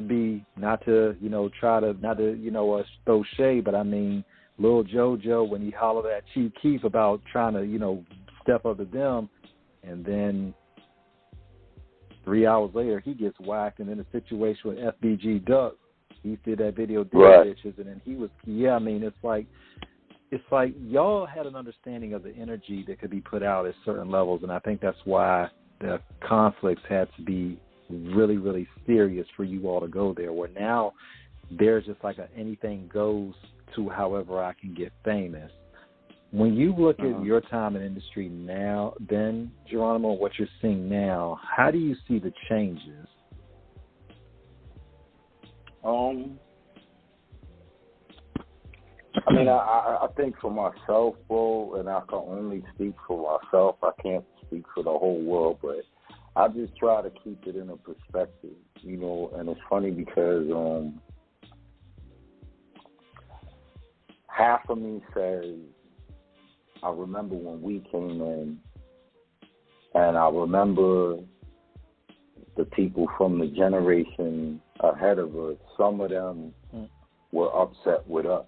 Like, I remember, I'm not going to say who it was, but it was a rapper I grew up listening to, and I remember we was in some event one night, and he said, you know, he introduced himself, and I was just honored to meet him. And, you know, one thing led to another, and he asked me, he said, you know, I like y'all, what y'all do, but y'all fucking it up now. Like, why y'all only talk about drugs and guns and money? And, you know, we're kids at the time. We're 18 years old. We don't know our asses from our elbows. We just think we do. You know what I mean? Right. And so my response was, well, that's what we see. You know, and it was just a very candid response. It was like, that's what we see. That's what we know. And so I keep that side of me where I say to myself, you can't be upset at these kids for doing and seeing what they know. That's what it is now. Is it unfortunate that now things are more gang-oriented? Yes. Is it unfortunate that now things are more about an instant gratification and there's this focus on materialism and everything is, you know, look at my life, look at my likes, look at my followers, look at me. Yeah, all of this shit is, you know, it's a little perplexing, you know, but I think, like I said, I know with me, one of the things that makes me the happiest about life now is being able to say to myself, you know what, one of the best things you ever did was to step back and allow yourself to grow and allow yourself to live and allow yourself to get to your next trip around the sun. And you started to appreciate the fact that you have the gift of being allowed to make a trip around the sun. You know, and that's just me personally. When I stepped away from everything and I gave myself an opportunity to be like, yo, all of us are fucking lucky to wake up tomorrow. All of us, no matter what our situation is. And so, you know, I say that as to say that I think that if these kids allow themselves to get to a stage where they start asking themselves, would it be so bad to let me grow? Then they'll be all right. You understand what I'm saying? There's a lot in front of them now that doesn't give them the chance to think that way.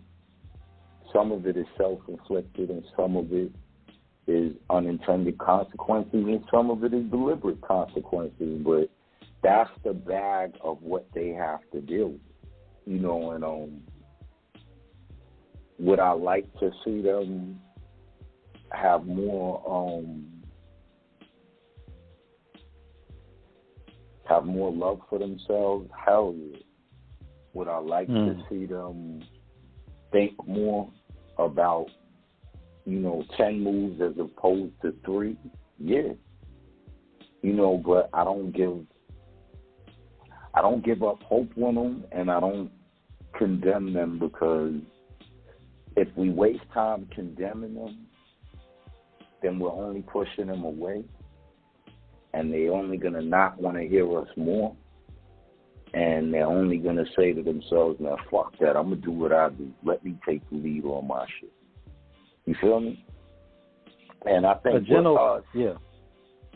Go ahead. Our generation, we was the last to have, you know, we had OGs around. Like, I had a preem that would tell me right from wrong, or wouldn't allow me to go down a certain path because they saw something in me. I had, you know, other OGs around me that, you know, they were like, nah, don't do this, or nah. You know, we had that. We were lucky enough to have that last generation of people that were in the street that went through things, but they cared enough to double back to be like, all right, I might have went through X, Y, and Z, but so you don't have to go that way or go through it. Let me show you this.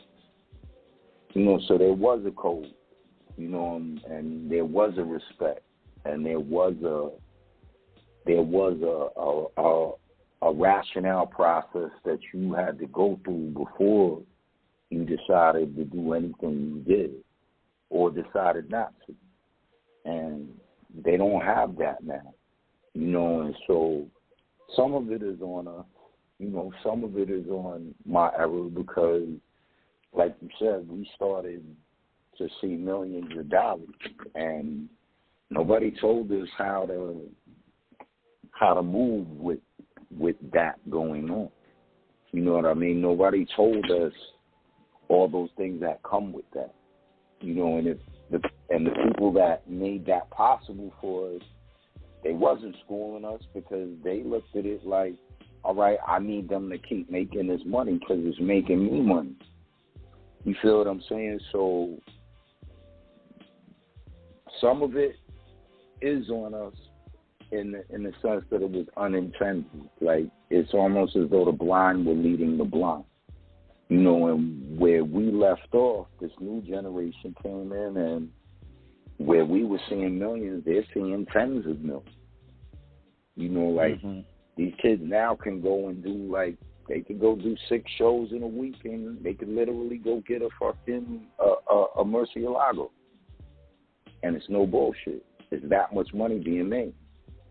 You understand what I'm saying? So it's kind of like, you know, you don't give up hope. You just try to find a way. At least, like I said, with myself, I'm not speaking for everybody, but with myself, I try to find a way to connect with them where I'm not alienating them, and I'm actually letting them guide me through their world.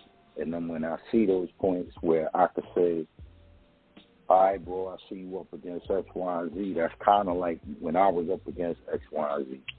The way I did it was da-da-da. You understand what I'm saying? You build from there.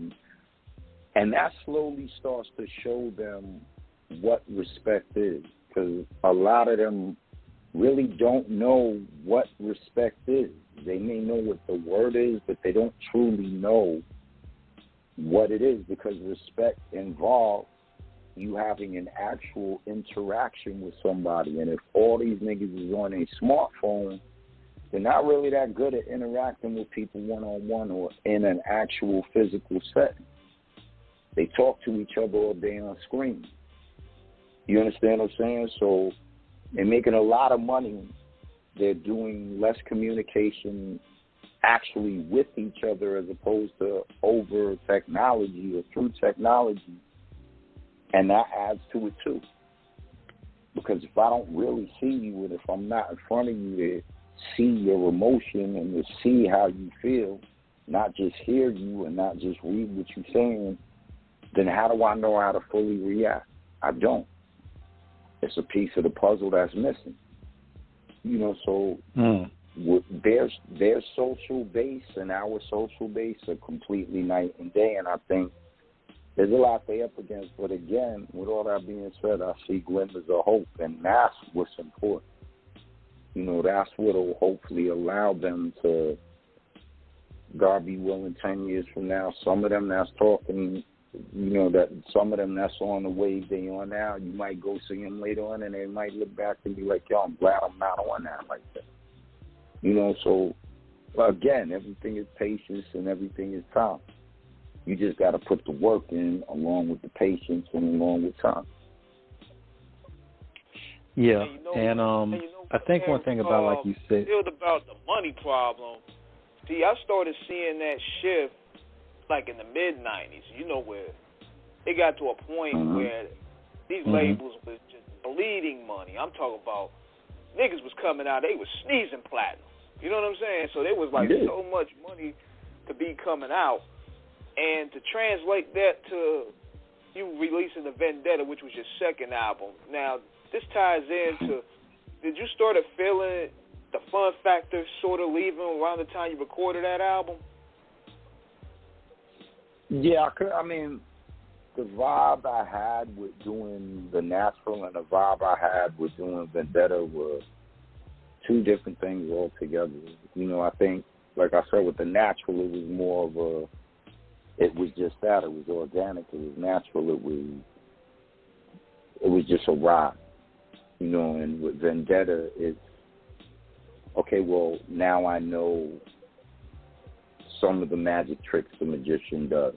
You know, like, now I know how he makes a quarter disappear. And now I know how he's able to tell you to pick a card. And he can guess the card, figuratively speaking.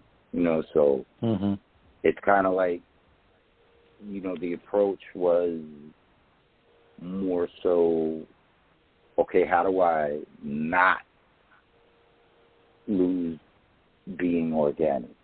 And how do I not lose being a natural? But now I know what the magician does, you know, and also it was a bit of, you know, there was pressures from the labels, I think, to say, you know, well, okay, he needs to level up, and we think he should be here, and so if he's here, you know, he has to do these things and X, Y, and Z. And so there was a lot of deliberate jockeying for commercial appeal.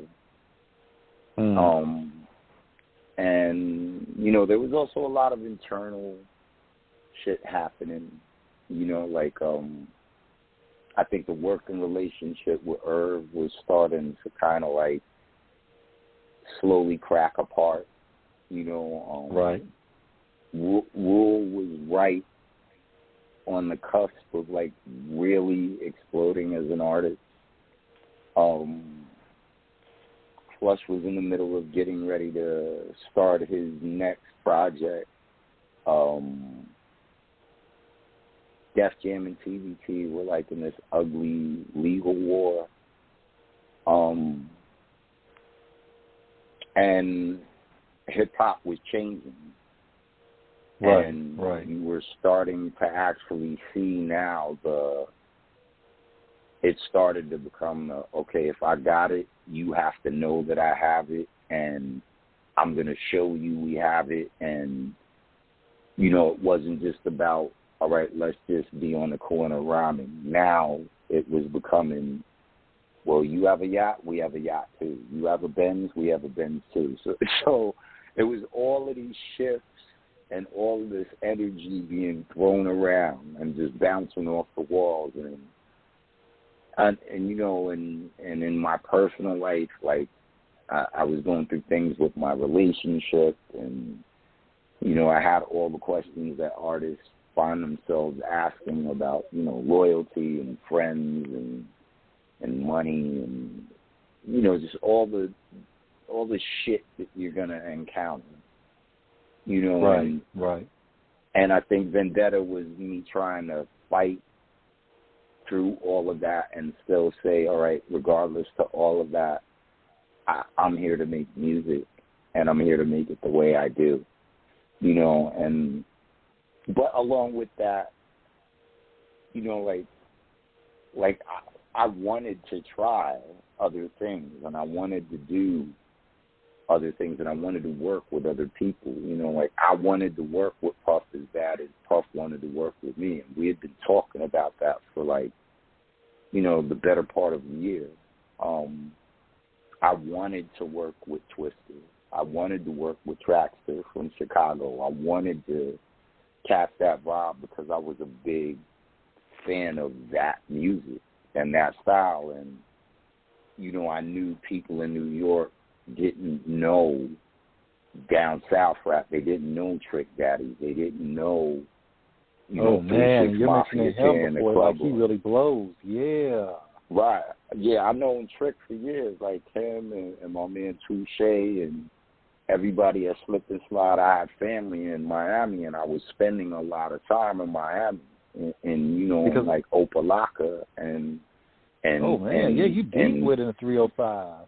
Yeah. I was in the bottom. I was down in the bottom. I had folks in the bottom, you know, so I knew Zopound. I knew all these things that in New York nobody and all those guys. Yeah, fact. You know, like we was going to oh God, not Magic City. What's the name of the shit? Rolex. Luke had a spot called a Rolex. Yeah. So I was in the Rolex. I was, you know, they used to let people box in the Rolex, you know, and you be eating wings and you in a strip club and you like, what the fuck is this shit? But we were experiencing all of that. You understand what I'm saying? Right. Like, I was watching Master P and them and No Limit. I would go to Daytona Beach and you know, and I would see the No Limit bus, like, and I was hearing the I'm Bout It soundtrack, and so there was all these things that I was absorbing that I wanted to, you know, put my own spin on because I was fans of it, you know, and some of it I got to do, and some of it worked out, and some of it I got to do, and you know, to be honest about it, my fan base was like, nah, I'm not ready for that shit, bro. Like, what are you doing? You understand what I'm saying? So, but Vendetta was my effort to try to get through all of that and still stay, you know, on point, on court. When we look at that time, Mike, because a lot of people, you mentioned Trick Daddy, and a lot of people don't know that when he appeared on Luke Scarred back in 1996, that was Trick's first record appearance. You know, rest in peace to Verb, because Verb was on that as well. And Verb, I believe, passed away. So this is coming a year after you dropped your debut, and this is between 95 and 97 when your second album drops. So this is when Trick, because Trick wouldn't really hit until he dropped Nan, and that was in 1999. Yeah, when he dropped Nan, even though that was the first song. I see, you ain't never lied. That was the first joint he did that took off. Nan, nigga. Yeah, because his first, because a lot of people think about www.thug.com as his first album, but it was not. But based on a true story was his first album. That was in 98, and then .com came out in 99. Because when I first heard Nan, I was like, oh my God. I was like, this, I mean, it was an undeniable hit. Shout out to Righteous Funk Boogie that did the beat. I mean, and then, you know, Trina's verse. So, you know, the versatility that in this conversation you're giving us, you know, you're showing us your versatility. Now, you and Pac, unfortunately, you know, Pac was killed. You know, what was the relationship you had with Pac? How did y'all develop that friendship along the way? I want to say it was mostly Herb, you know what I mean, because we had a lot of mutual friends, and my road manager was good friends with Pac. My road manager was my man Nickel, Freddie Moore. He's actually the person that got shot in the elevator with Pac at Quad. So November 28th, 1994, Right. So I knew Pac because he knew a lot of the OG dudes that I knew with Queens. He would be around them. He would be with them. So initially, the first time we met, it was at I want to say it was a Freaknik in Atlanta, and it was real brief. He was living down this time, Herb, and Herb made me hop out the MTV and give him like a Shush Real CD and a sticker and all of that. And he was cool, you know. He took the sticker, he didn't diss me. He was smoking his weed. He looked at the tape. He's like, Mike Geronimo, huh? So and he was like, all right, I'm gonna check it out. And it was cool, you know. And I didn't really think about it passed that, and then as fate would have it, like I said, he knew my man Fred, and we met, and the minute we met, we was just cool, you know, and then, in particular, he had came out here one time, and we ended up in the tunnel, and there was a little incident in the tunnel. He was with us, you know, but I think the incident showed him that, you know, we was cool. We didn't care where he was from, or what he was or what he wasn't. We didn't care about that. And I just mean my immediate circle, you know, not so much the OGs that we was linked to, but I just mean the immediate niggas he seen me with. You know, when we was in the tunnel that night, we kind of, you know, we was just like, yo, you know, it's like how niggas go through something. You like, yo, you cool nigga, you cool nigga too. You know what I mean? And from there, whenever I was seeing him, he would show love, and then we just got cool, you know. So, again, like I said, sometimes in life things happen, and they just happen so fast that you're not grasping everything going on. But, you know, when you sit back and you reflect, like, you know, it's cool to know, like, you know, like, Dan was my man. It was a pleasure meeting him. It was a pleasure being cool with, you know, and I'm glad that that's a part of my existence, you know. So it is what it is. When you look at it, yeah, go ahead. You know, I was saying that knowing how Pac was when it came to, you know, his work ethic and, you know, bringing everybody aboard for the ride. Did you guys ever talk about doing work together? I know him and Irv definitely were talking about us recording together, and it's funny because before I met him, I wasn't really a fan of his music. So I think the only thing he did that I liked was Brenda Got a Baby. On the first album, Tupacalypse Now, yeah. Right. But other than that, I kind of was like, you know, I wasn't really. I'm pushing P on it. I wasn't really listening to him like that. But after I met him, he was dumb cool, you know. And then I remember Irv one night being like, yo, you gotta do a song with Pac, and I was like, yeah, that'll be cool, you know. And then, you know, like, not too long after that, he was like, yo, y'all gonna do a song together, and I was like, yo, that's cool, you know, like, whenever it happens, it does. At that point, to me, I knew me and him was cool. So, again, the same way I was saying, anybody I worked with, it was just vibe. If I vibe with you, if I fuck with you, it didn't take nothing for me to work with you. So I just looked at it like that. I was like, you know, we'll end up in the studio. If we do, we do. And when we do, it's going to be no different than being with anybody else that I vibe with. You know, but, he was a cool dude, bro. Like, he was a cool dude. He was down to earth.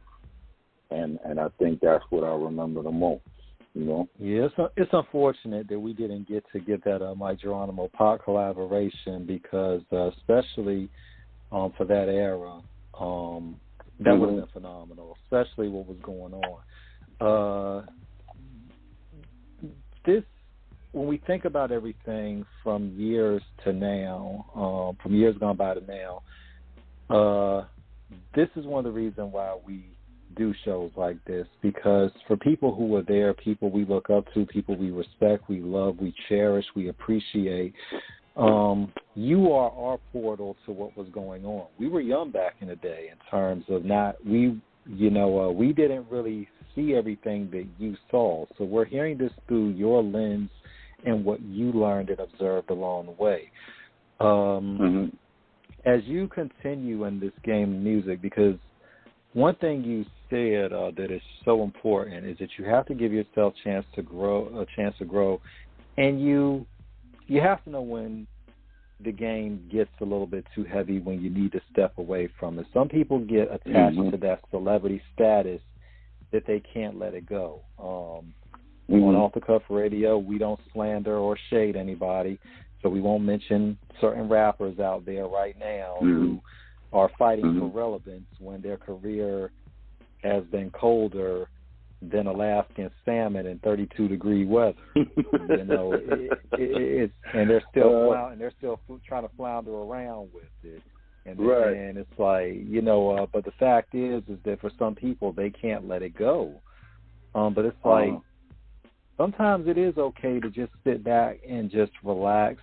If you've made your money, count your money and live an old man life the best way in terms of retiring rightfully and not living ratchetly.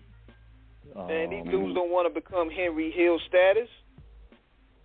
Niggas still want to be out there in the jungles, man. Niggas said I ordered spaghetti and it tasted like tomato sauce. They're like, ketchup. Living the rest of their life like egg noodles and ketchup. Egg noodles and ketchup. You know what? I mean, yo, man, again, like I said, I can't speak for the whole world. I'm not here for that. I just know what worked for me. So if you would have asked, what I did say is funny because before I started the project we're doing now, it was actually my dad who made me consider it. And I remember talking with my dad, like right before he passed away. And my dad was funny because he knew who I was and he knew, you know, what I did, but I don't think he ever really, knew. You know what I mean? I don't think he ever really, absorbed it. And so, you know, he's watching YouTube and he's like, yeah, Michael, I'm watching people talking about my kid from Russia, Spain, but I didn't know the world knew my kid this way, and I was just like, okay, and it's like, you got to get back out there, kid. You gotta do it one more time. And I was like, you know, I don't know. And he's like, no, you got to promise me you get back out there. These people, they're not finished with you, kid. And so I told my dad, I said, if I ever feel that I loved it the way that I loved it, then I'll keep this promise I'm making. You know, and fast forward to now, I think one of the most amazing to me in doing this final album is that I do love it in a way that I never thought that I would. And I love it for the reasons that I always did, but I'm also loving it because I gave myself time. And because I gave myself time, I developed an appreciation for the aspects of it that I might not have paid attention to or that I might have overlooked because I never allowed myself to just stand there and look at the painting and just appreciate the painting for every little part of it that it is. And so for me, allowing myself to breathe, allowing myself to say, you know what, if you feel that you either did everything you could have, or if you feel that you couldn't possibly do it with the amount of an intensity that you've had, if that's how you feel and you need space, then it's okay for you to tell the world, I'm going to go on a walk, I'll be back. And I never really allowed myself to see it as that. I always kind of looked at it more like, if this is here and if this is where you are and if these are the walls that you're, you know, in the middle of, then you can't really move past that. And then I discovered I kind of made some of these walls for myself. You know what I mean? And so I took time away from it.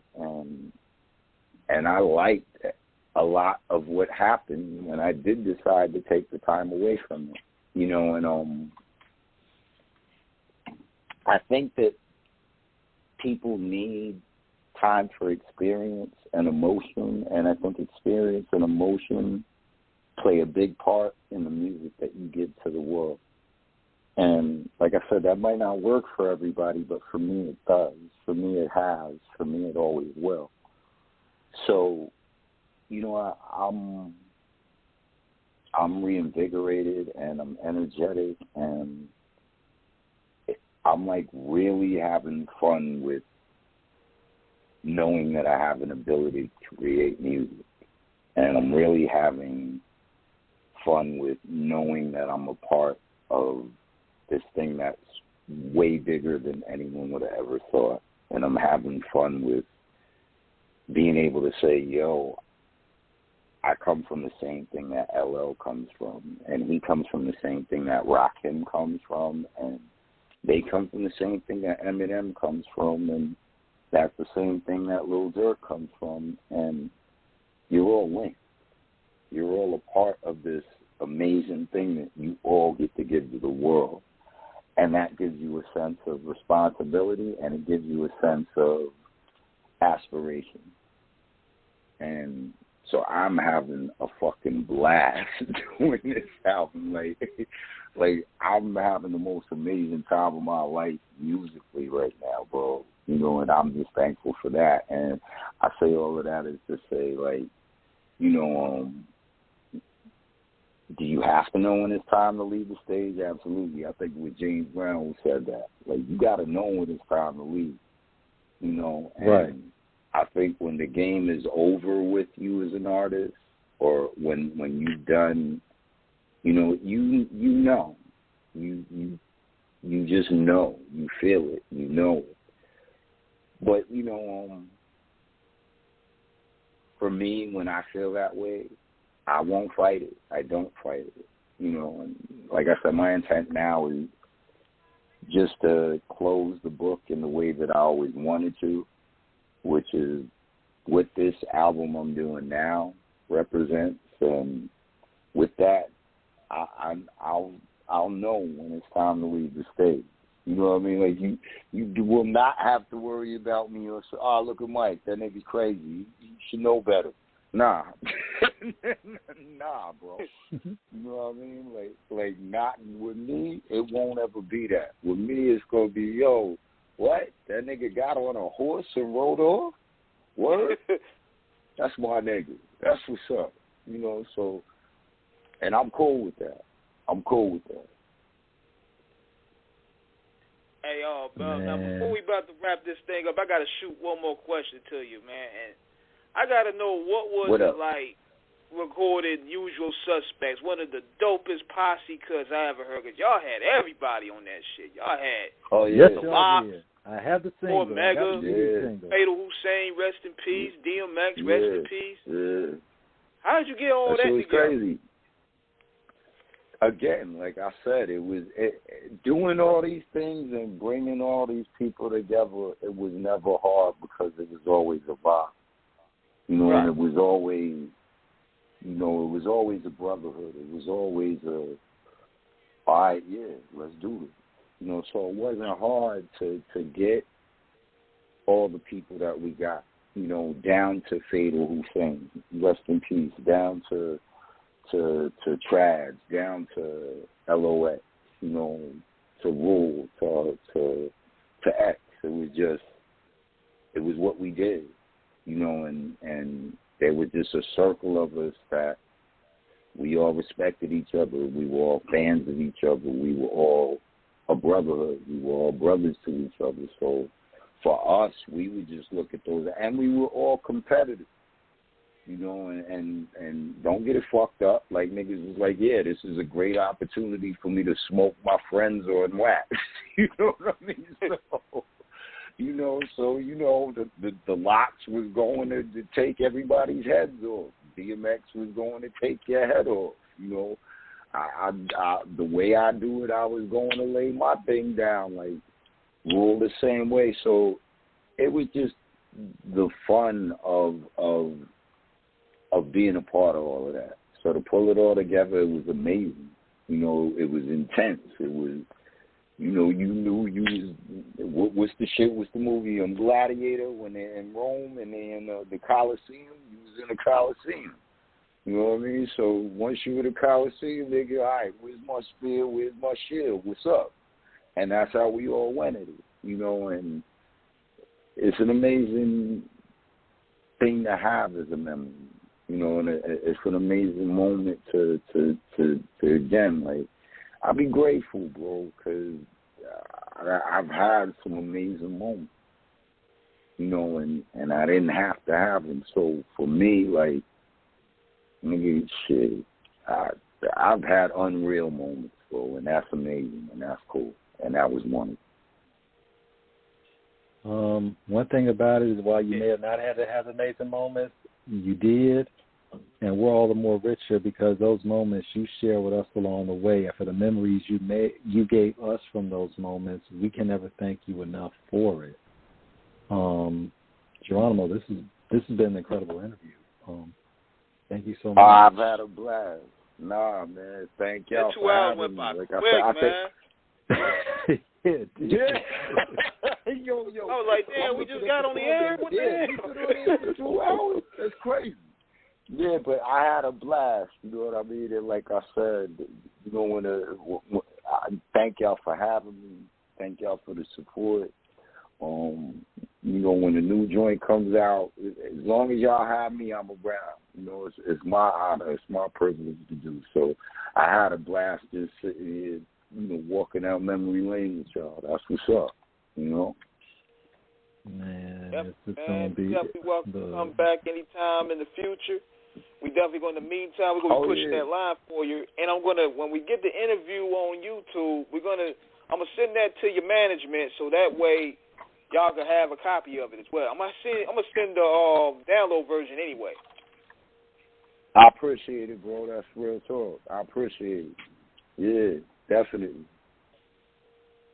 You know, so, yeah, like I said, when the new joint come out, you know, I spin back around. We got to bug out some more. Real quick, my social media, because I know my managers, like, you always forget, but my Instagram's Mike Geronimo. My Twitter's Real Mike Geronimo. Facebook fan page Mike Geronimo. You could go to the website, www.MikeGeronimomusic.com.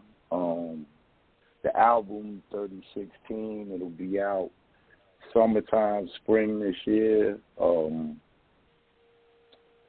Shout out to DJ Toon. Shout out to Pete Rock, Nature, Nipsey Hussle, Scarface, Mr. Lee, Lil Durk, Ja Rule, Royal Flush, Kid Jimmy Rock. Boyle, little bit. Nah, that's why I went and got Jimmy Boyle. That's why I went and got my man Jimmy Boyle. I'm actually ecstatic about that because for people who don't know, Jimmy Boyle played a big part in Jagged Little Pill for Alanis Morissette, and he played a very big part in Under the Bridge by Red Hot Chili Peppers. Too. Yeah, and we working together now. We in the studio, so to be able to work with somebody who's so legendary in a genre of music outside of my own, it's amazing. But shout out to Jimmy Boyle, and I got a lot of surprises, and it's going to be a nice way to end it all. I'm going to leave it at that. You know, it's going to be a nice way. Shout out to my manager, Shampoo. Shout out to my YMVS family, and shout out to my sis, my manager, my mom, Allie. And, yeah, it's getting ready to go down. Definitely, man. Once again, another incredible chapter of Off the Cuff Radio with our legendary distinguished guest Mike Geronimo. This has been absolutely monumental, incredible. Once again, we thank all of our listeners out there for the support. We thank you as one of the guests we've had in our incredible history, which we're still building that legacy. King, take us out of here. Definitely, man. On that note, we up out of here. Big salute to you again, Mike Geronimo, for stopping by and chopping up with us. Big salute to Pittsburgh Pat for getting us royal flush for the coming month.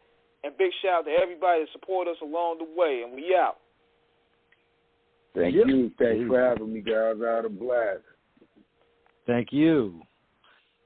And until next time, we out. Peace.